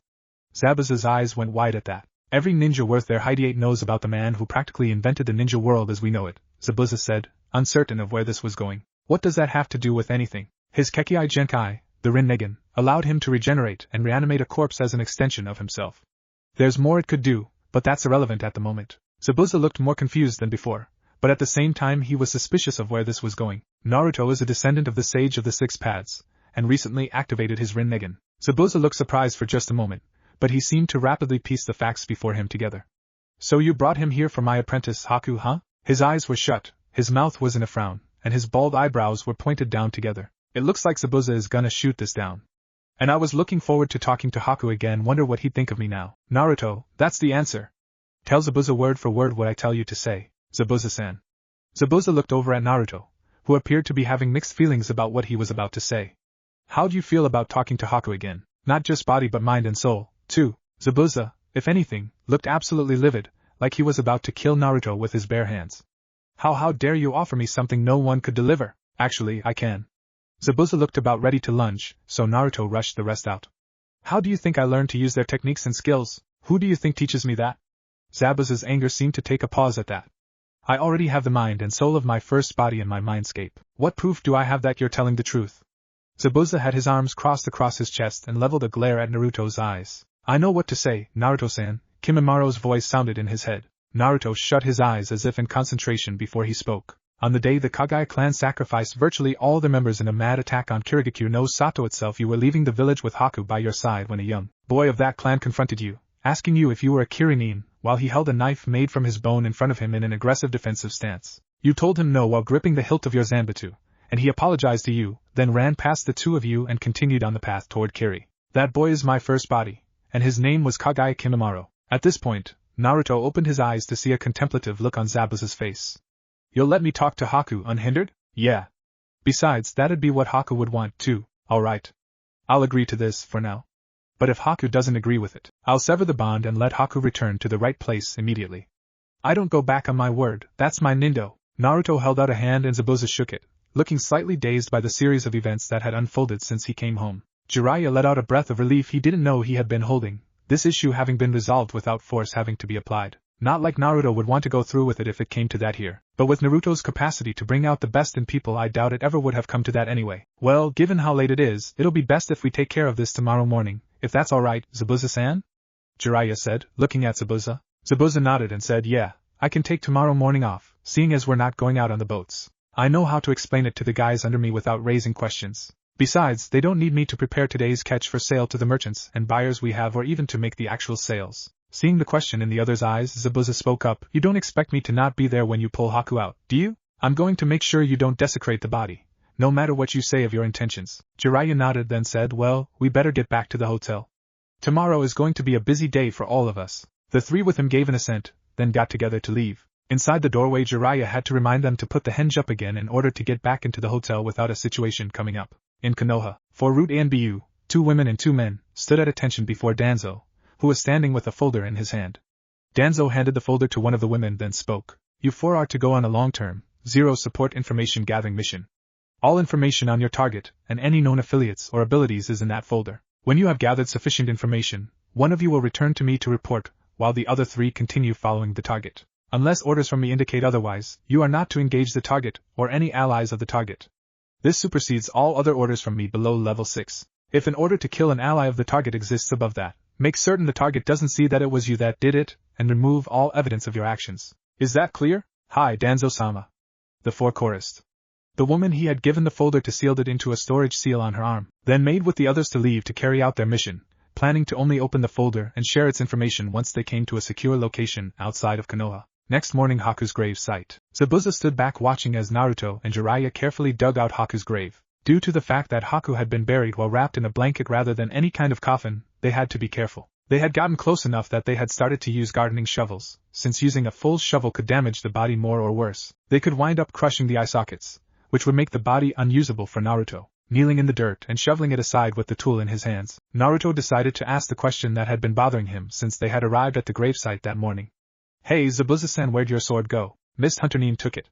Naruto stopped digging for a moment in surprise. Given that they expected that I'd sooner die than leave it away from myself, finding the sword was stronger proof to them that I was dead than if they had killed me themselves. They took it back to Kiri so another shinobi could take up the blade as their own. You don't even sound all that upset that it's gone, Zabuza-san, Jiraiya said. Zabuza shrugged his shoulders. Since they're self-convinced I'm dead, even if they see me now, they'd assume my uncanny resemblance was just an odd coincidence. I'm perfectly safe now, and so is my fiancée and her family. Since I plan to live a good civilian's life now, I don't need it anymore anyway. Several more minutes of digging on their knees later, Jiraiya finally came to the filthy blanket Haku was in. Pulling out a scroll he had prepared last night, Jiraiya sealed the body into a scroll just like the ones Naruto had sealed the corpses of the Sound 4 in. Well, we got it. Now to refill the grave with its dirt. Hey, Erosenin. Jiraiya looked over at Naruto, who was looking at him with his thinking face while they were climbing out of the hole they had dug. Why aren't we just having me use my eyes to bring them back as soon as possible? Instead of sealing all of them into scrolls, I mean, is it a matter of focusing on one at a time or something like that? I'll explain at Tazuna's house, Gaki. Not out here. Jiraiya nodded at Zabuza.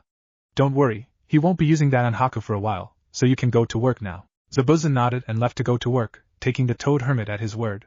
Jiraiya and Naruto began refilling the grave of its dirt. Meanwhile, field near Tsunade's house, Sakura panted hard as she pushed herself through the training regime from hell, all the while the Kage Bunshin of Jiraiya was cheerleading her through the tough spots, by criticizing her form, speed, strength, and stamina nonstop. If she didn't have these exercises to keep herself busy with, she would have either mauled him or broken down completely. Tsunade's house, Naruto and Jiraiya were sitting in chairs in the living room, facing each other and virtually alone in the house. So, Jiraiya-sensei, why is it that I can't immediately bring up Haku's body with my eyes? Jiraiya sighed, leaning forward and resting his weight on his arms, which were pressing against just above his knees. Naruto, it's time to talk about the rules the Rinnegan must abide by. Are you talking about rules for how you want me to use the eyes or rules like natural limitations? Naruto squinted at Jiraiya while asking this. The natural rules. The first of which limits the speed at which you can safely gain new bodies. Jiraiya leaned back in his chair, his arms crossing over his chest. Basically, your Kekkei Genkai requires time to make an anchor for the foreign mind and soul to connect to and to recover from the last time it activated an anchor. The more active connections you possess, the longer this period is. Based on scrolls I was able to find when I was training Nagato, scrolls written by a student of the Sage of the Six Paths who recorded his sensei's teachings, I can say that it will take about 3 weeks after you got Kimimura's body before you can take a second body, 2 months after that for the third, 3.5 for the fourth, and so on.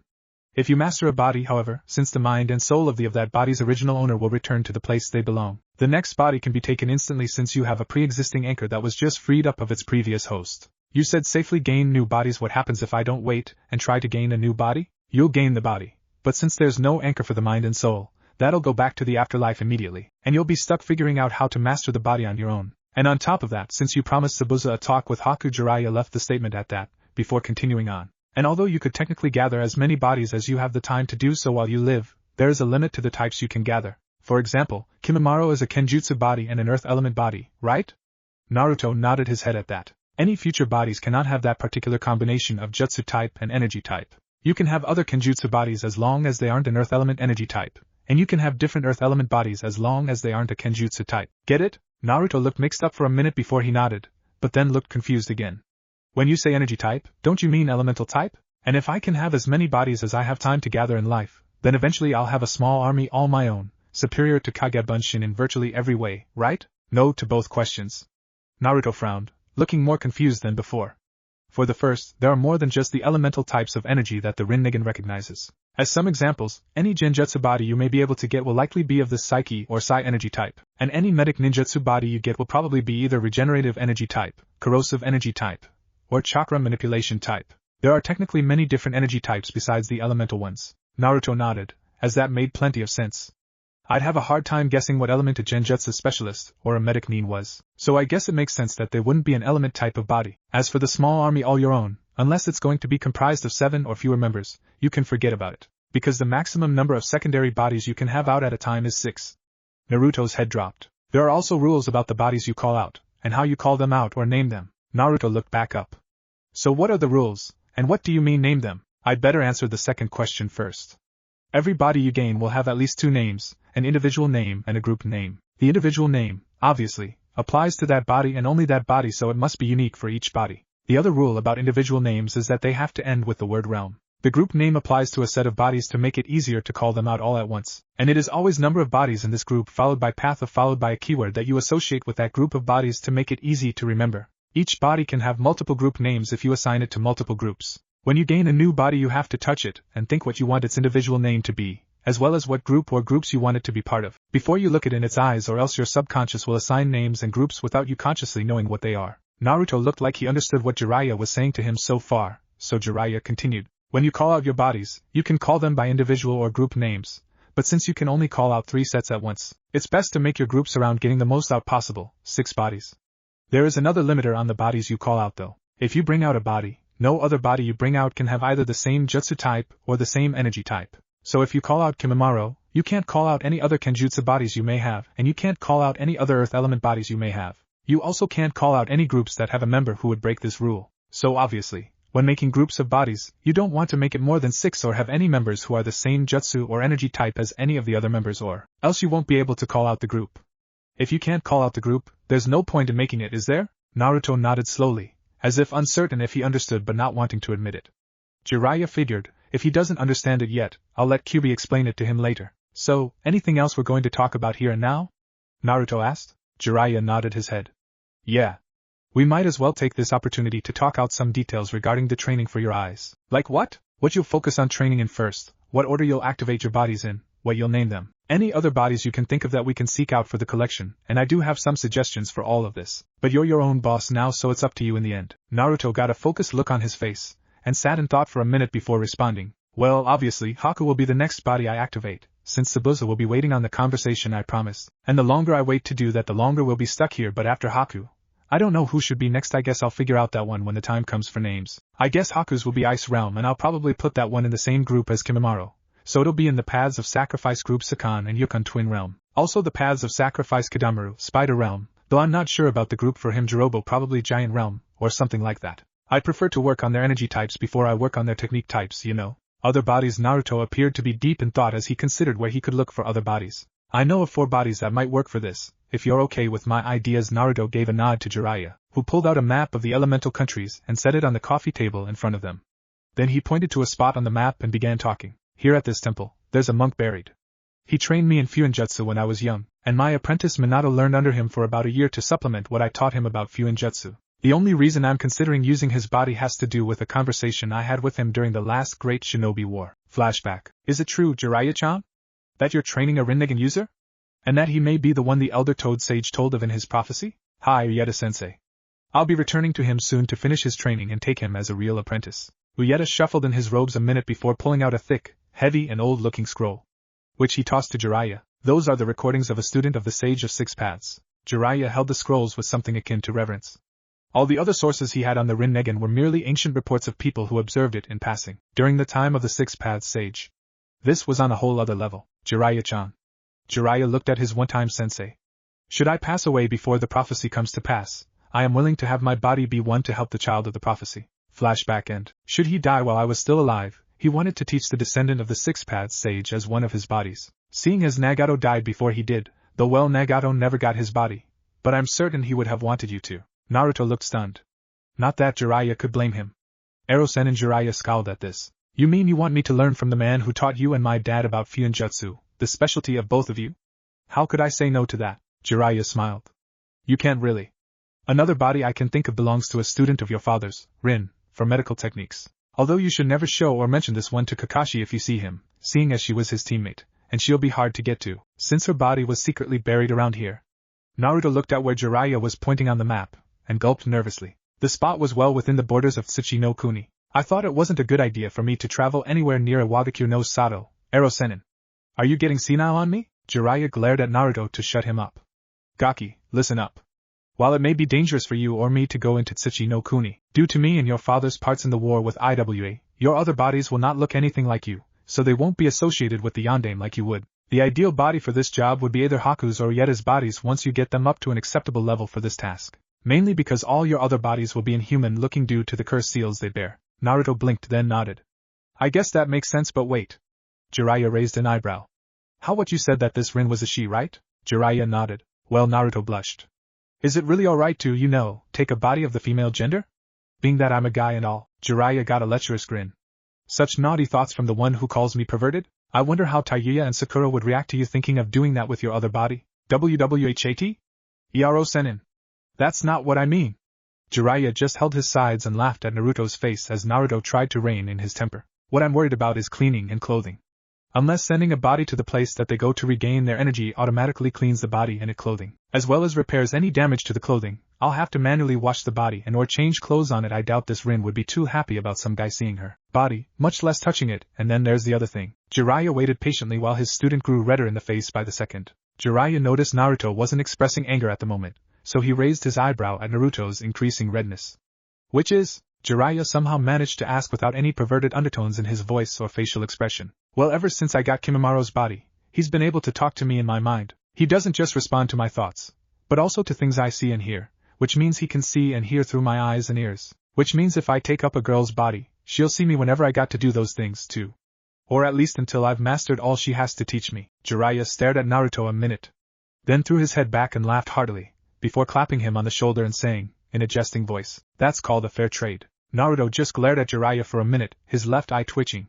So who are the other bodies you're talking about? Jiraiya pointed to a part of the map, Kekkei no Kuni, 9, a country with an army under its daimyo's command instead of having a ninja village. A clan of wandering nin that makes its home in this country has an interesting Kekkei Genkai that, combined with your Rinnegan, could potentially give you a truly unlimited army at your disposal. The Kazama clan. 10. Also, about 2 months ago a missing nin belonging to the Kurama clan was killed by one of my spies, who kept the body in a scroll like the ones I gave you, so I could return the body to Konoha when I come by to pick it up. We'll meet up with him around here. Jiraiya pointed to another area of the map, in Oka no Kuni 11. What about you? Any powerful bodies you can think of? There might be some in Yuki no Kuni, and I know of some ninja bodies somewhere in Oka no Kuni, although those 4 aren't even worth the effort to get. But the only other place I know of any dead ninja bodies is in Konoha, like the past Hokage and such, and maybe other ninja villages. But I'd have no idea where they keep the bodies of their ninja, if they don't simply cremate them. That's right, you haven't been on many missions involving enemy nin outside the village yet. I guess we can try Yuki no Kuni, seeing as I needed to eventually talk to the actress there about starring in my movie. Jiraiya had another of his lecherous grins on as he said the last part to himself. Naruto got fed up with listening to it, so he decided to make one last point. Is that all we had to talk about for now, Jiraiya-sensei? Jiraiya nodded, then asked, Jiraiya-sensei, huh? And no witnesses around to see it. I only call you that cause you've been good about teaching me lately, instead of running off to do perverted activities like you usually do. Jiraiya winced at that, recognizing what he meant. The summoning training and Rinnegan training he did for the kid basically was just him giving Naruto a few sentences of instructions, then abandoning Naruto to his own devices to learn it while he went and enjoyed himself by various perverted means. With a poof, the Naruto he'd been talking to disappeared, and Jiraiya found himself confused for a moment. If this Naruto was a Kage Bunshin, then where's the real dash? A sudden memory popped in his mind. When he'd gotten Naruto this morning from the room he'd shared with Tayuya, another Naruto had stayed behind to talk with her about something. Jiraiya had assumed that the one with her was the Kage Bunshin, but it seemed the opposite was true. Jiraiya jumped to his feet and ran out of the house, heading for the Fisherman's Inn. He better not be planning to use that complicated of a Fuinjutsu without my supervision, at the Fisherman's Inn. So is that all you wanted to know, Tayuya-chan? Tayuya resisted, once again, the urge to pound Naruto for calling her chan. He'd been doing it all day as he stayed here to answer all her questions about her being healed, the details of the method, and various other questions that she had for him. You know what, fucknut? I think I'll take you and your foxy friend up on your offer. I ain't got anything to fucking lose, and a hell of a lot to gain, so why not? You sure, Tayuya-chan? Tayuya's eyebrows twitched. Once I start it, there won't be much chance of going back. Of course I'm sure, fuck not.